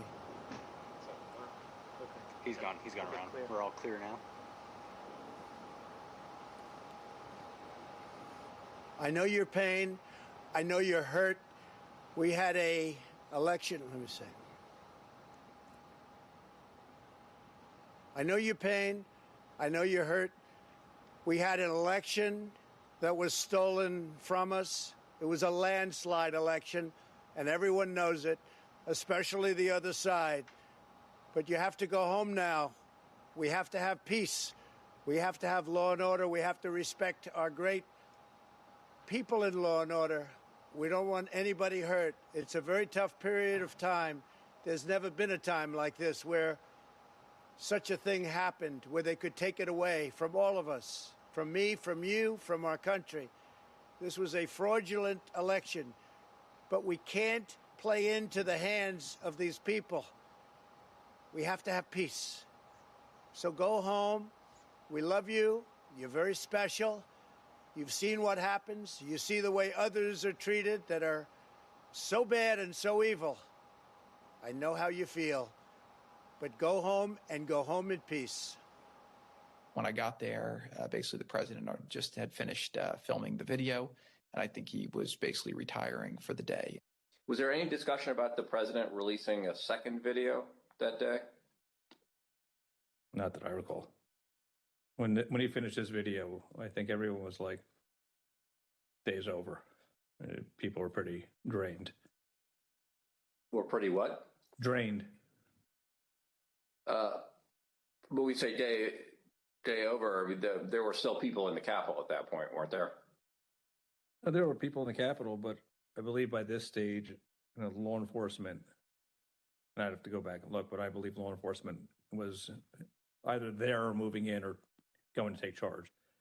I just say people were emotionally drained by the time that videotape was done. Emotionally drained at the White House? Here's what was happening at the same time at the Capitol. We warned the audience that this clip also contains strong language and violence. Hey, keep pushing, don't lose the momentum.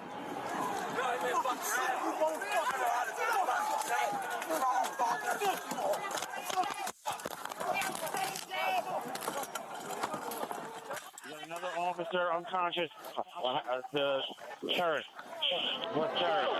Everybody, we need gas masks. We need weapons. We need strong, angry patriots to help our boys. They don't want to leave.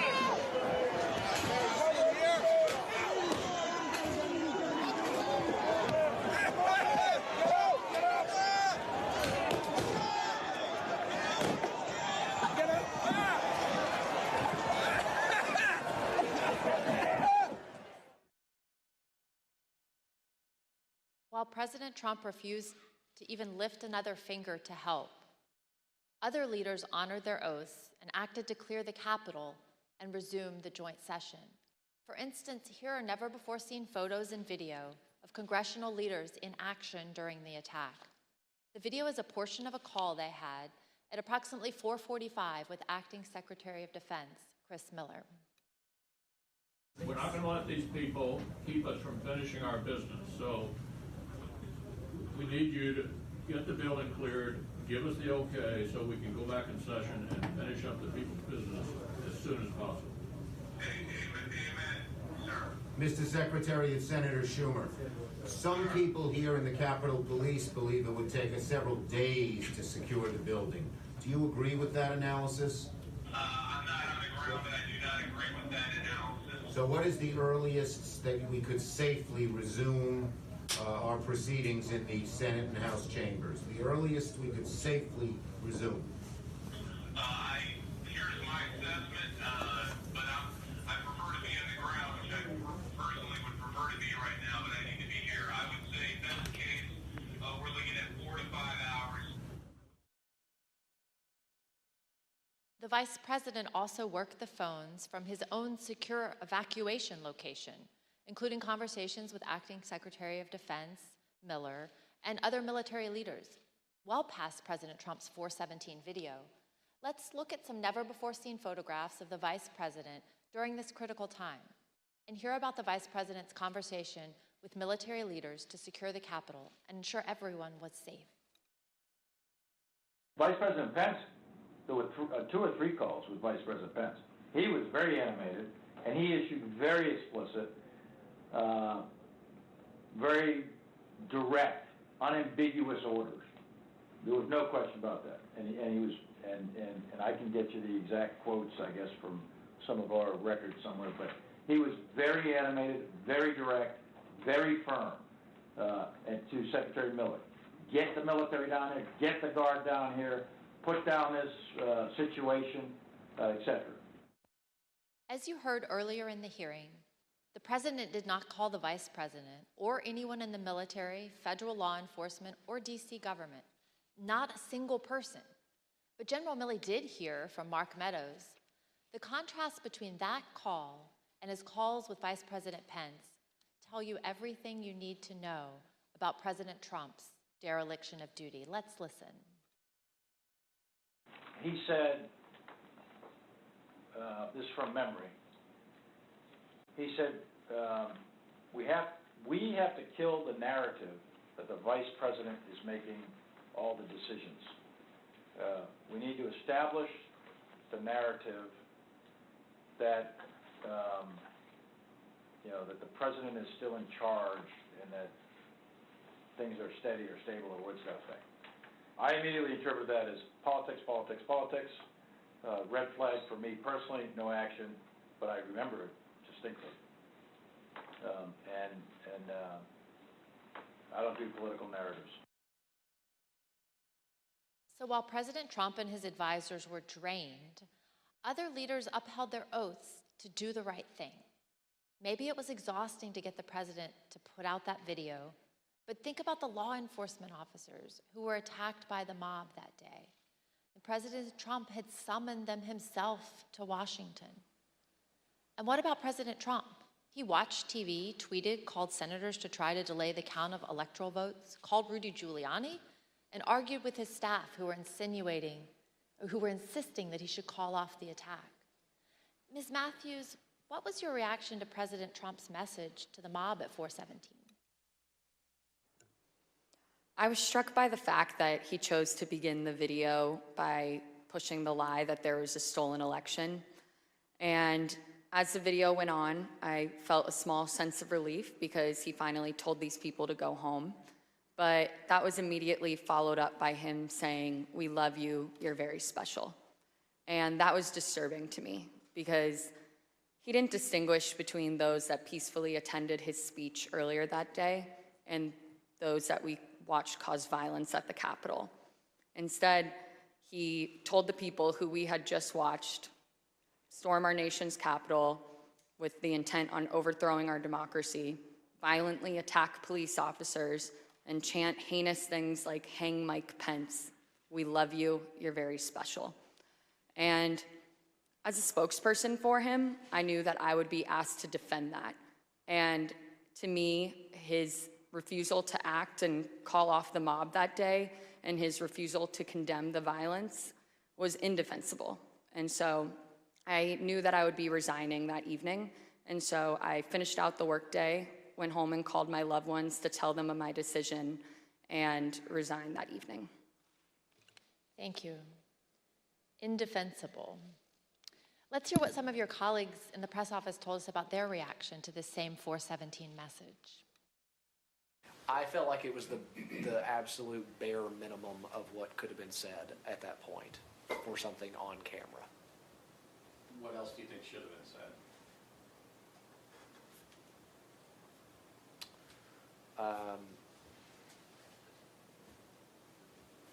So a more forceful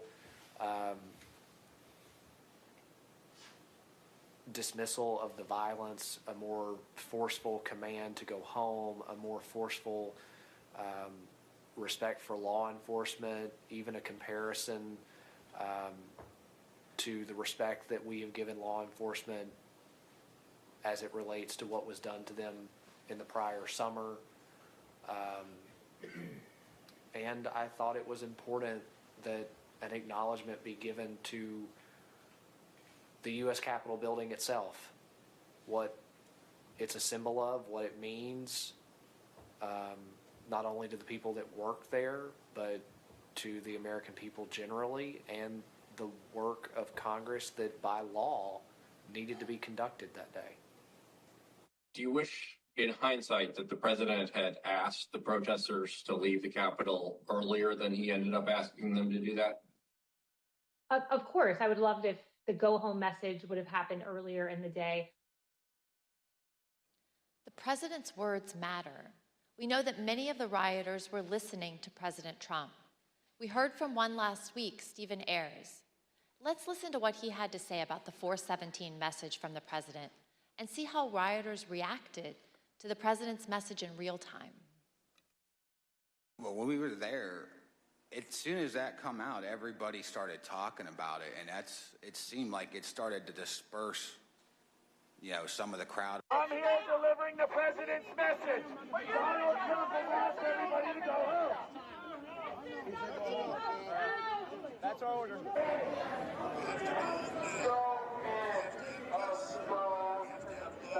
He says go home. He says go home. Yeah, he said to go home. But just as Mr. Ayers said, police were still fending off the last throes of the brutal assault. I yield to the gentleman from Illinois. While everyone else was working to get Congress back in session, what did President Trump do? At 6:01, just 1 minute after the citywide curfew went into effect, he posted his last tweet of the day. After officers engaged in multiple hours of hand-to-hand combat, with over 100 of them sustaining injuries, President Trump tweeted at 6:01 and justified the violence as a natural response to the election.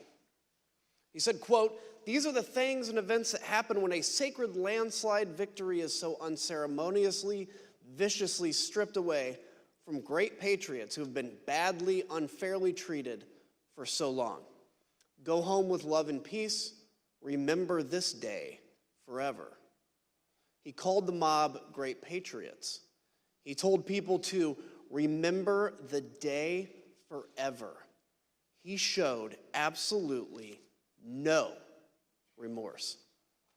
A few minutes later, at 6:27, the president left the dining room and he went up to the White House residence for the night. On the screen is the last photograph of the president that night as he went into the residence. As he was gathering his things in the dining room to leave, President Trump reflected on the day's events with a White House employee. This was the same employee who had met President Trump in the Oval Office after he returned from the ellipse. President Trump said nothing to the employee about the attack. He said only, quote, "Mike Pence let me down." Ms. Matthews, what was your reaction to President Trump's 6:01 tweet? At that point, I had already made the decision to resign, and this tweet just further cemented my decision. I thought that January 6, 2021 was one of the darkest days in our nation's history, and President Trump was treating it as a celebratory occasion with that tweet. And so it just further cemented my decision to resign. Others agreed with your assessment of that tweet. Let's look at what they had to say. Who asked you about this tweet before it was sent? The president. Tell us about that conversation, everything that you said and he said, to the best of your recollection. Sure. So he said, "What do you think of this?" And I believe I saw the text message or on his phone. And I remember saying to him, the wording on the first sentence, I guess it's one long sentence, but the wording on the first sentence would lead some to believe that potentially he had something to do with the events that happened at the Capitol. What did he say? I don't recall him saying anything in response to that. I believe that was the end of the conversation. Did he change anything in light of your comments? No, sir, he did not. And what about this made you think that someone might perceive the president having a role in the violence at the Capitol? It was my interpretation of the words. I mean, I'm not I don't write speeches or anything, but the phrase, "these are the things that happened," to me sounded as if culpability was associated with it, to me. I don't think it's a patriotic act to attack the Capitol, but I have no idea how to characterize the people other than they trespassed, destroyed property, and assaulted the U.S. Capitol. I think calling them patriots is, let's say, a stretch, to say the least. Is that all it is, a stretch, or just flatly wrong? I don't think it's a patriotic act to attack the U.S. Capitol. Would you call it unpatriotic? Criminal? Unpatriotic? Sure. What happened at the Capitol cannot be justified in any form or fashion. It was wrong and it was tragic, and it was a terrible day. It was a terrible day for this country. I thought it was inappropriate. Why?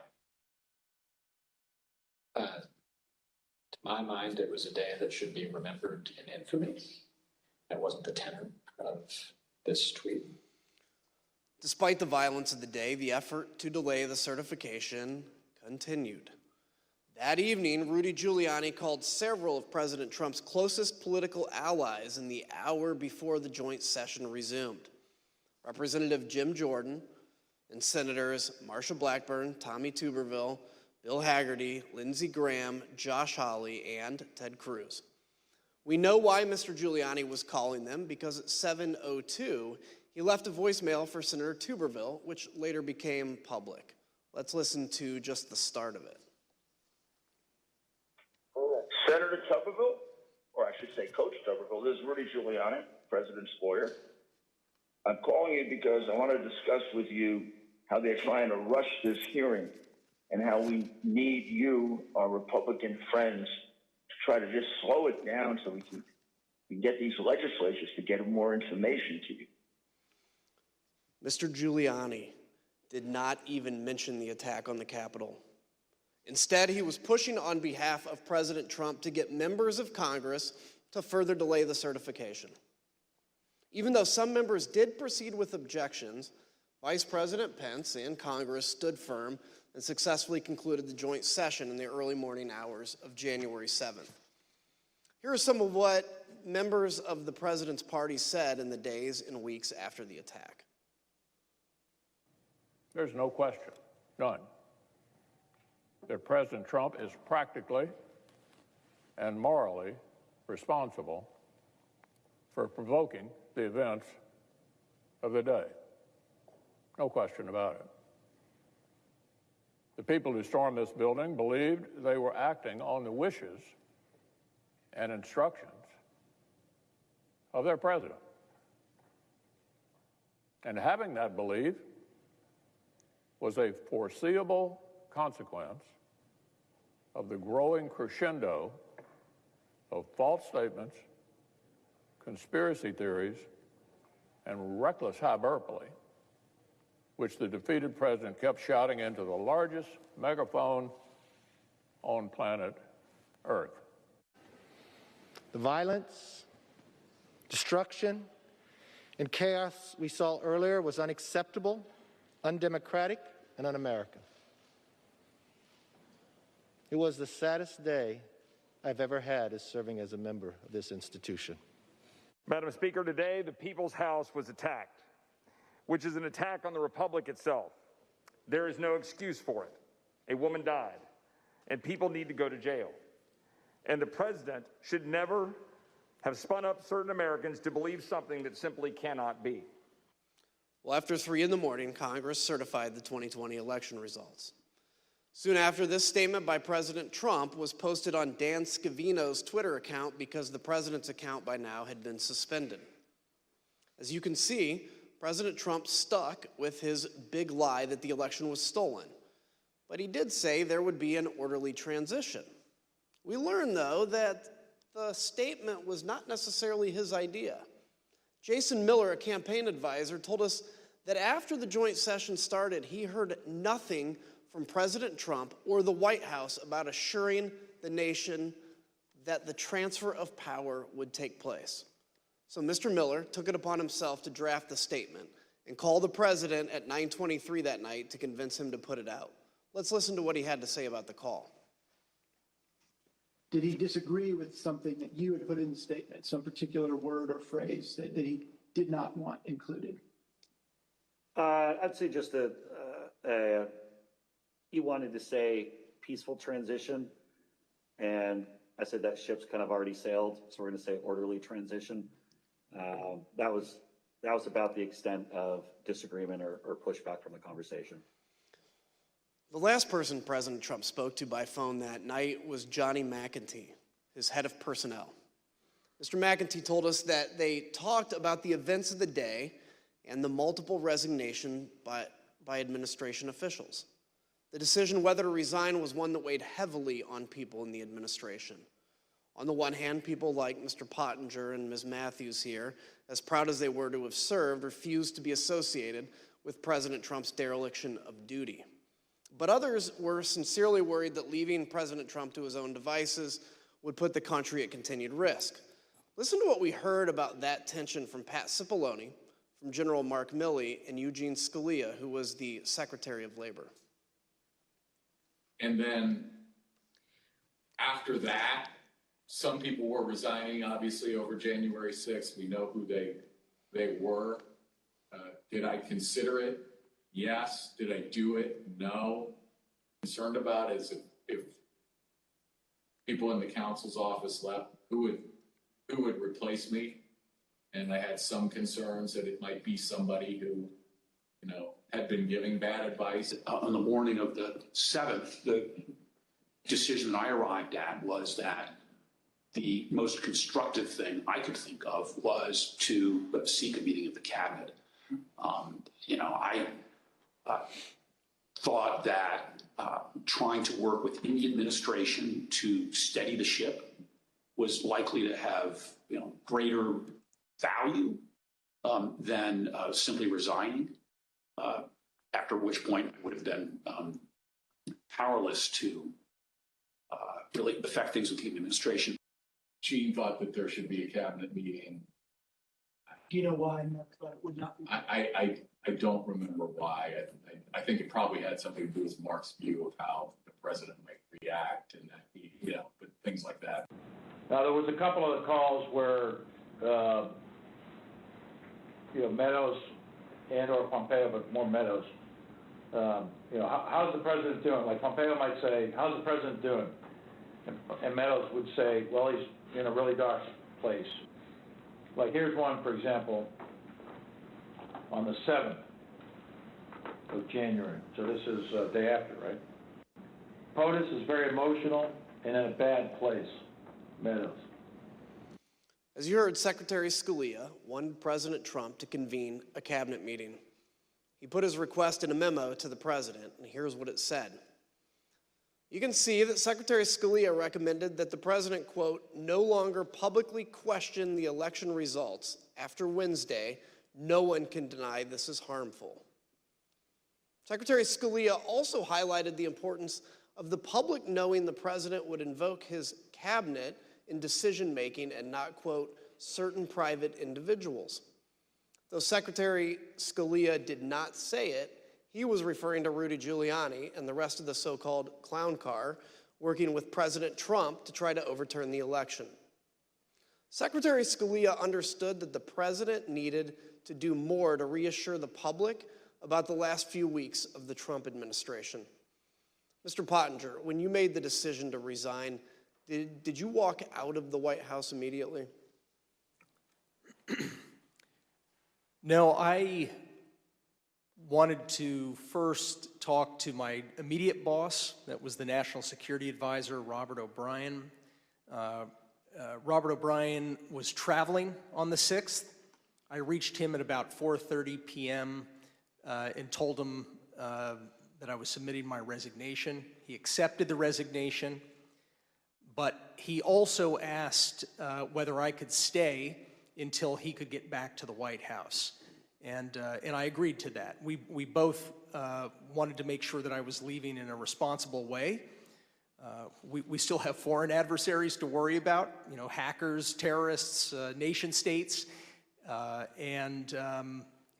did not want to leave my chair empty, given that I was the top national security staffer in the White House. So I ended up staying at my desk through the night. When Robert O'Brien arrived back at the White House the next morning, the morning of the 7th, I debriefed with him and left for the last time. So you and I both share a passion for national security of our country. Can you share with me, what's your view on how January 6th impacted our national security?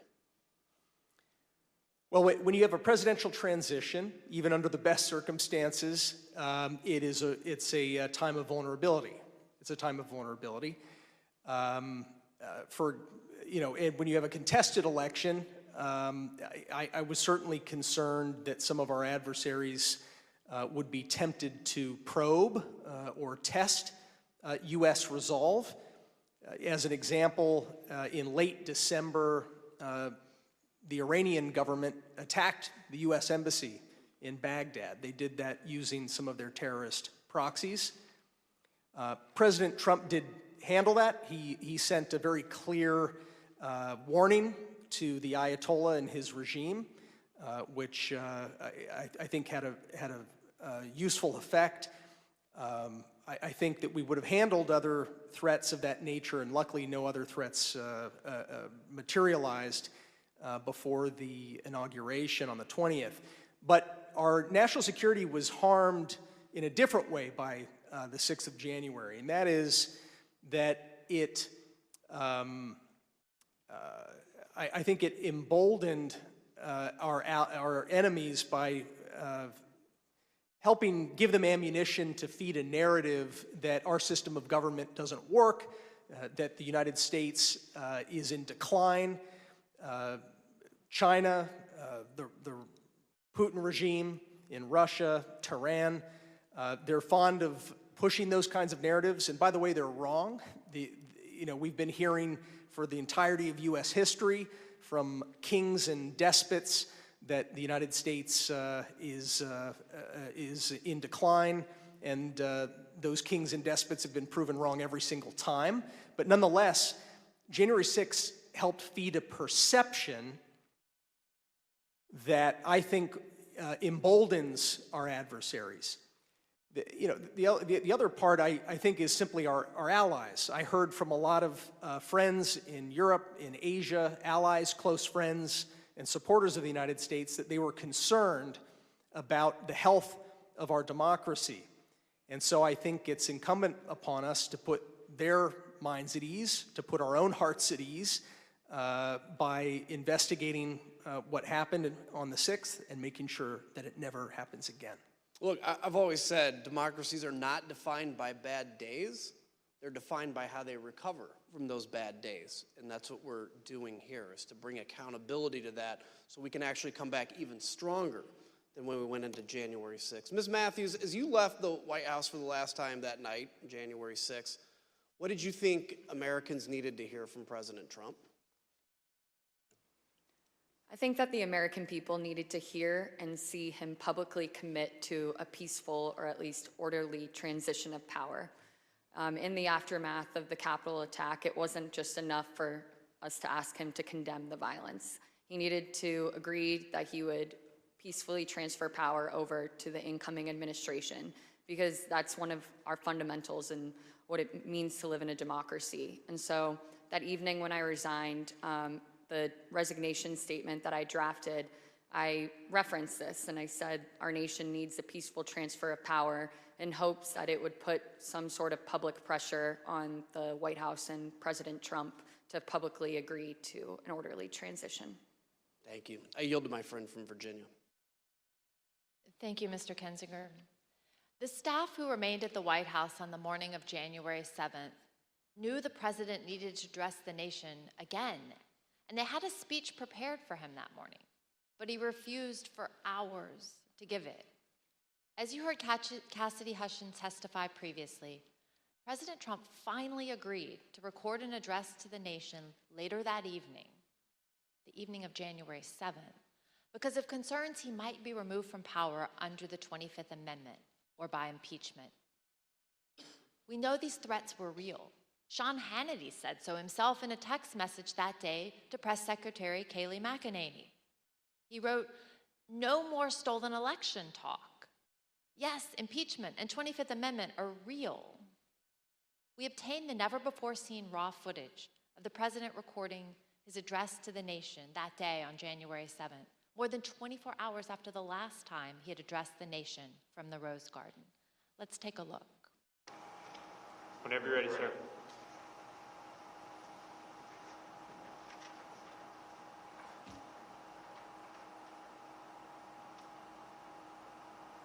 I would like to begin by addressing the heinous attack yesterday, and to those who broke the law, you will pay. You do not represent our movement, you do not represent our country, and if you broke the law, you can't say that. I already said you will pay. The demonstrators who infiltrated the Capitol have defied the seat of justice. It's defiled, right? See, I can't see it very well. Okay, I'll do this. I'm going to do this. Let's go. But this election is now over. Congress has certified the results. I don't want to say the election's over. I just want to say Congress has certified the results without saying the election's over, okay? But Congress is certified. Now Congress is Yeah, right. Now Congress I didn't say over, so let me see. Go to the paragraph before.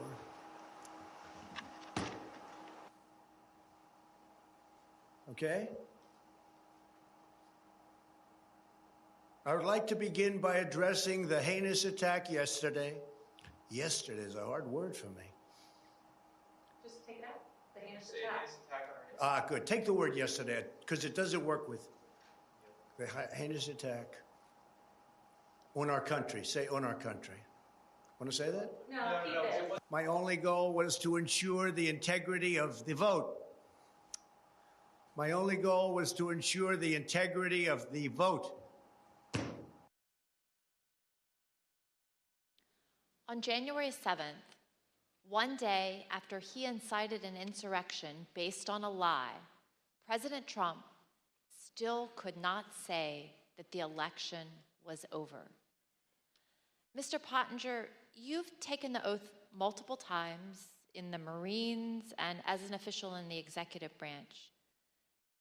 Can you please share with us your view about the oath of office and how that translates into accepting election results and a transfer of power?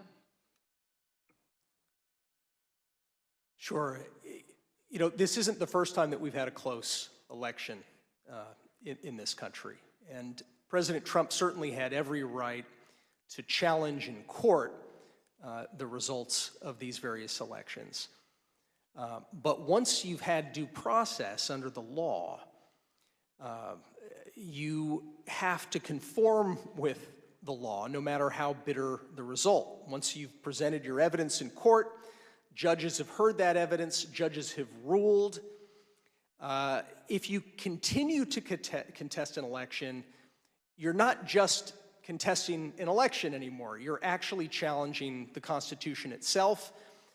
You are challenging the societal norms that allow us to remain unified. I think that one example, for example, you've got Vice President Richard Nixon back in 1960 had lost a hard-fought election against Senator John F. Kennedy. There were irregularities in that vote, according to a lot of the histories, and a lot of Vice President Nixon's supporters asked him to fight, contest it, don't concede. But in one of his finest moments, Vice President Nixon said no.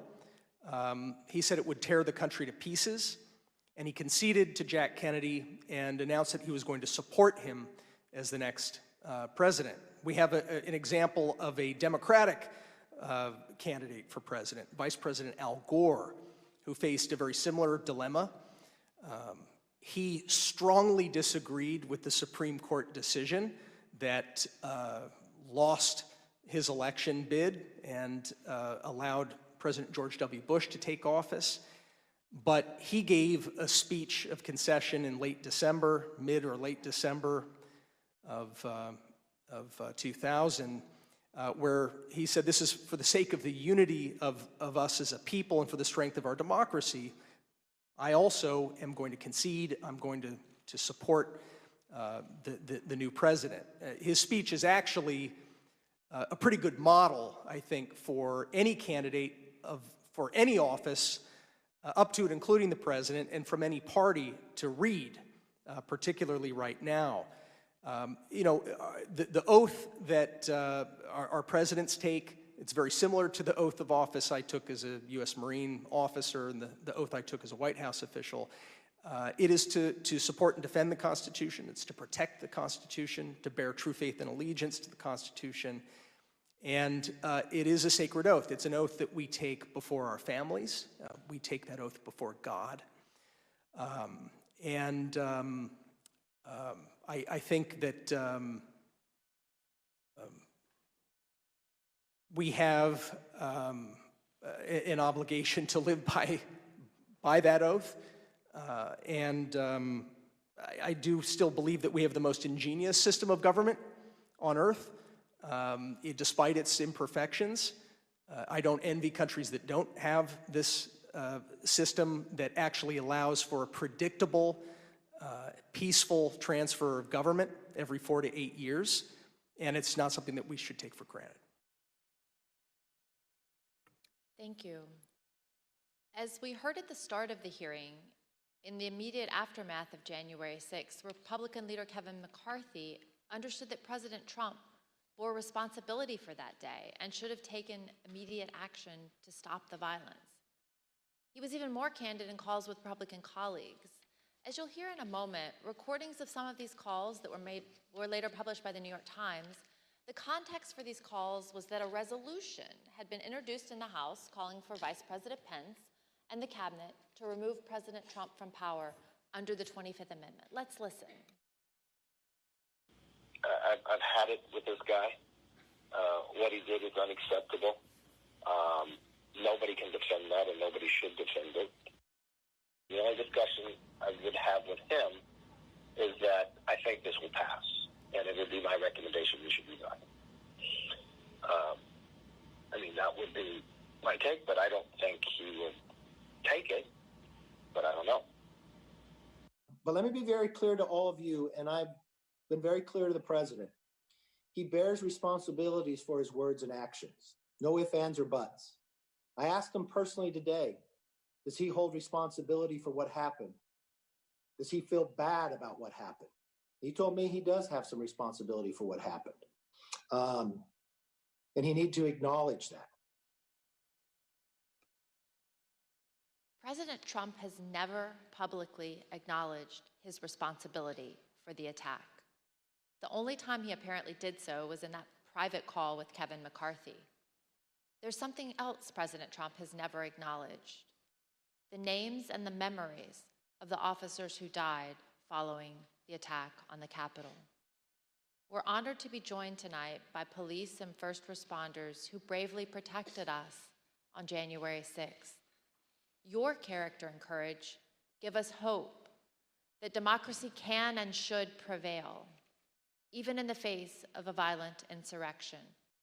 We on this dais can never thank you enough for what you did to protect our democracy.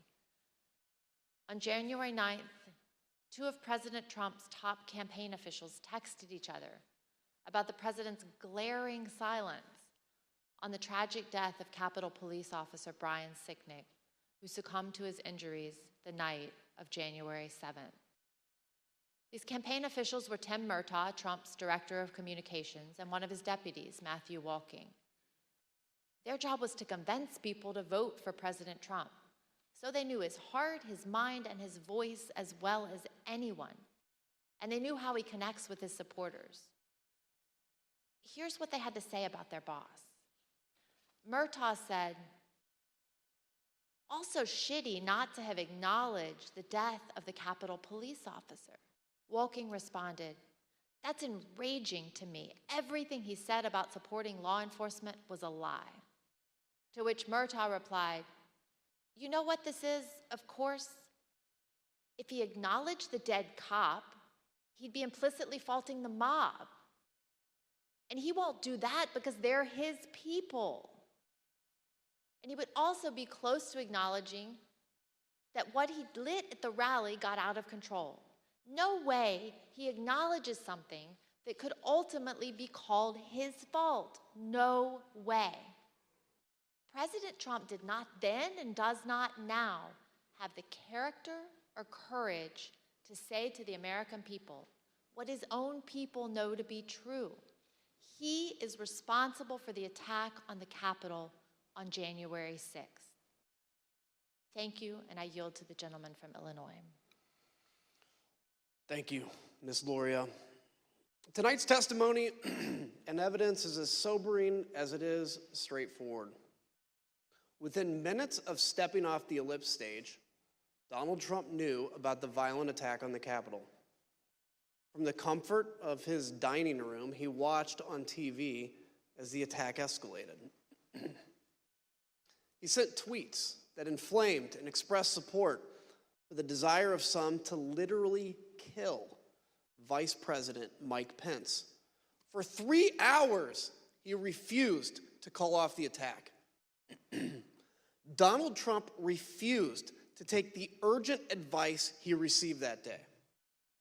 Not from his political opponents or from the liberal media, but from his own family, his own friends, his own staff, and his own advisors. In the midst of an attack, when there was no time for politics, the people closest to Trump told him the truth. It was his supporters attacking the Capitol, and he alone could get through to them. So they pled for him to act, to place his country above himself. Still, he refused to lead and to meet the moment to honor his oath.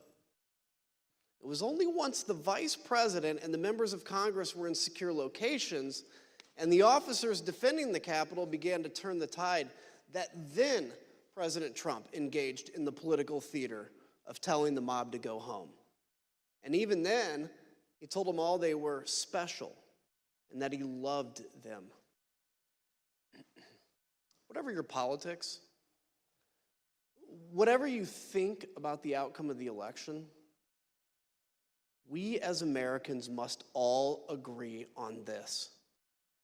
Donald Trump's conduct on January 6th was a supreme violation of his oath of office and a complete dereliction of his duty to our nation.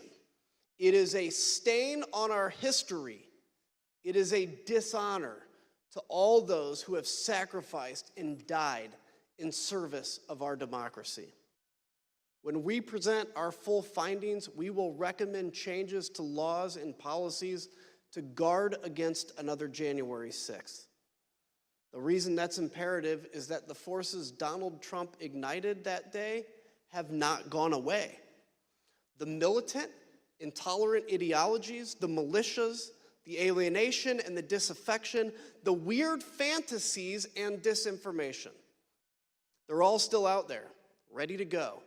That's the elephant in the room. But if January 6th has reminded us of anything, I pray it has reminded us of this. Laws are just words on paper.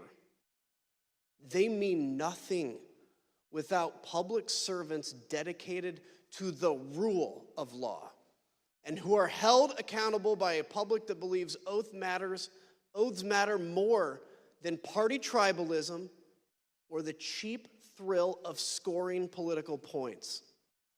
We, the people, must demand more of our politicians and ourselves. Oaths matter. Character matters. Truth matters. If we do not renew our faith and commitment to these principles, this great experiment of ours, our shining beacon on a hill, will not endure. I yield to the gentlewoman from Virginia. Thank you, Mr. Kinzinger. Throughout our hearings, we've provided many facts and painted a vivid picture of the events of January 6th. The violence, the human toll, both emotional and physical, including the tragic loss of life. The threats to our Constitution, the rule of law, and the danger to this nation, a nation we all love as Americans. In tonight's hearing, we've gone into great detail about the events inside the White House on January 6th. We've described how the President of the United States, who was bound by oath to the Constitution and by duty to ensure the laws are faithfully executed, took no action when the cornerstone of our democracy, a peaceful transition of power, was under attack. But it's more than that. Donald Trump summoned a violent mob and promised to lead that mob to the Capitol to compel those he thought would cave to that kind of pressure.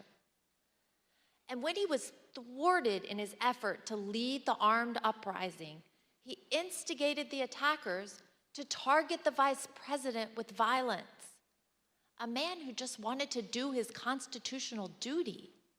So in the end, this is not, as it may appear, a story of inaction in a time of crisis, but instead it was the final action of Donald Trump's own plan to assert the will of the American people and remain in power. Not until it was clear that his effort to violently disrupt or delay the counting of the election results had failed did he send a message to his supporters in which he commiserated with their pain, and he told them affectionately to go home. That was not the message of condemnation and just punishment for those who broke the law that we expect from a president whose oath and duty is to ensure the laws are faithfully executed. But instead, it was his newest version of stand back and stand by. To me, this is personal. I first swore an oath to support and defend the Constitution against enemies foreign and domestic when I entered the U.S. Naval Academy at age 17. I spent 2 decades on ships at sea, defending our nation from known and identifiable foreign enemies who sought to do us harm. I never imagined that that enemy would come from within. I was not as prescient as Abraham Lincoln, who 23 years before the Civil War said, "If destruction be our lot, we must ourselves be its author and its finisher." Donald Trump was the author, and we, the people, for ourselves and our posterity, should not let Donald Trump be the finisher. Thank you, and I yield to the Vice Chair. Thank you very much, Mrs. Luria. I want to thank our witnesses for joining us today. The members of the Select Committee may have additional questions for today's witnesses, and we ask that you respond expeditiously in writing to those questions. Without objection, members will be permitted 10 business days to submit statements for the record, including opening remarks and additional questions from our witnesses. I'd now like to turn things to Chairman Thompson for a few closing words. The members of the committee and I appreciate and thank all persons who've come forward voluntarily to provide information to help protect our democracy. And our work continues.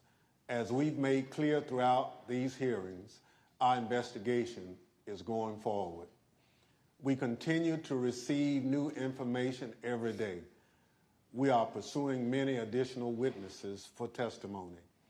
We will reconvene in September to continue laying out our findings to the American people and pushing for accountability.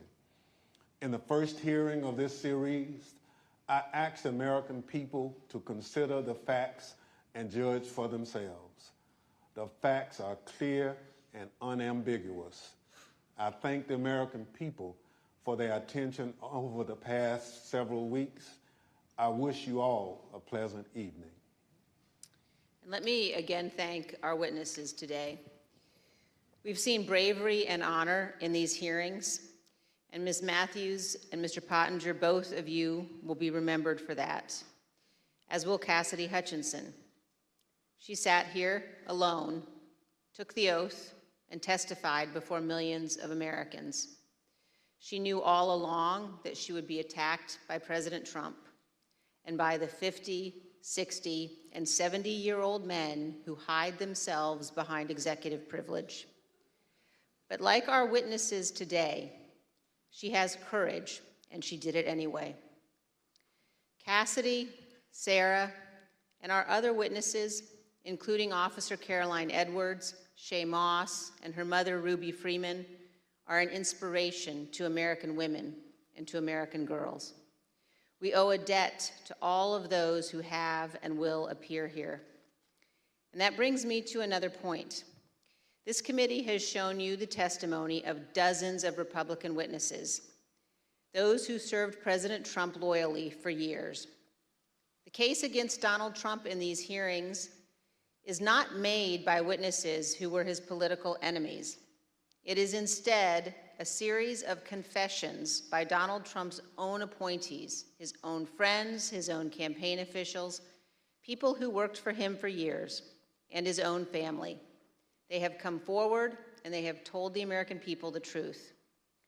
And for those of you who seem to think the evidence would be different if Republican leader McCarthy had not withdrawn his nominees from this committee, let me ask you this. Do you really think Bill Barr is such a delicate flower that he would wilt under cross-examination? Pat Cipollone, Eric Hirschman, Jeff Rosen, Richard Donahue, of course they aren't. None of our witnesses are. At one point in 2016, when he was first running for office, Donald Trump said this: "I could stand in the middle of Fifth Avenue and shoot somebody, and I wouldn't lose any voters." That quote came to mind last week when audio from Trump advisor Steve Bannon surfaced from October 31st, 2020, just a few days before the presidential election. Let's listen.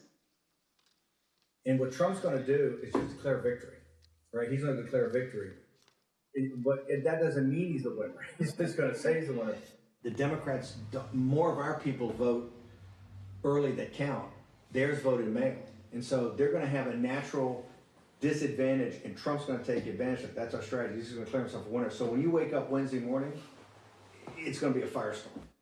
Also, if Trump is losing by 10 or 11 o'clock at night, it's going to be even crazier. No, because he's going to sit right there and say they stole it. If Biden's winning, Trump is going to do some crazy shit. And of course, 4 days later, President Trump declared victory when his own campaign advisors told him he had absolutely no basis to do so. What the new Steve Bannon audio demonstrates is that Donald Trump's plan to falsely claim victory in 2020, no matter what the facts actually were, was premeditated. Perhaps worse, Donald Trump believed he could convince his voters to buy it, whether he had any actual evidence of fraud or not. And this same thing continued to occur from Election Day onward until January 6th. Donald Trump was confident that he could convince his supporters the election was stolen, no matter how many lawsuits he lost, and he lost scores of them. He was told over and over again in immense detail that the election was not stolen. There was no evidence of widespread fraud. It didn't matter. Donald Trump was confident he could persuade his supporters to believe whatever he said, no matter how outlandish, and ultimately that they could be summoned to Washington to help him remain president for another term. As we showed you last week, even President Trump's legal team, led by Rudy Giuliani, knew they had no actual evidence to demonstrate the election was stolen. Again, it didn't matter. Here's the worst part. Donald Trump knows that millions of Americans who supported him would stand up and defend our nation were it threatened. They would put their lives and their freedom at stake to protect her. And he is preying on their patriotism. He is preying on their sense of justice. And on January 6th, Donald Trump turned their love of country into a weapon against our Capitol and our Constitution. He has purposely created the false impression that America is threatened by a foreign force controlling voting machines, or that a wave of tens of millions of false ballots were secretly injected into our election system, or that ballot workers have secret thumb drives and are stealing elections with them. All complete nonsense. We must remember that we cannot abandon the truth and remain a free nation. In late November of 2020, while President Trump was still pursuing lawsuits, many of us were urging him to put any genuine evidence of fraud forward in the courts and to accept the outcome of those cases. As January 6th approached, I circulated a memo to my Republican colleagues explaining why our congressional proceedings to count electoral votes could not be used to change the outcome of the election. But what I did not know at the time was that President Trump's own advisors, also Republicans, also conservatives, including his White House counsel, his Justice Department, his campaign officials, they were all telling him almost exactly the same thing I was telling my colleagues. There was no evidence of fraud or irregularities sufficient to change the election outcome. Our courts had ruled. It was over. Now we know that it didn't matter what any of us said because Donald Trump wasn't looking for the right answer legally or the right answer factually. He was looking for a way to remain in office. Let's put that aside for a moment and focus just on what we saw today. In our hearing tonight, you saw an American president faced with a stark and unmistakable choice between right and wrong. There was no ambiguity, no nuance. Donald Trump made a purposeful choice to violate his oath of office, to ignore the ongoing violence against law enforcement, to threaten our constitutional order. There is no way to excuse that behavior. It was indefensible. And every American must consider this. Can a president who is willing to make the choices Donald Trump made during the violence of January 6th ever be trusted with any position of authority in our great nation again? In this room, in 1918, the Committee on Women's Suffrage convened. to discuss and debate whether women should be granted the right to vote. This room is full of history, and we on this committee know we have a solemn obligation not to idly squander what so many Americans have fought and died for. Ronald Reagan's great ally, Margaret Thatcher, said this: "Let it never be said that the dedication of those who love freedom is less than the determination of those who would destroy it." Let me assure every one of you this: our committee understands the gravity of this moment, the consequences for our nation. We have much work yet to do, and we will see you all in September. I request those in the hearing room remain seated until the Capitol Police have escorted witnesses and members from the room. Without objection, the committee stands adjourned.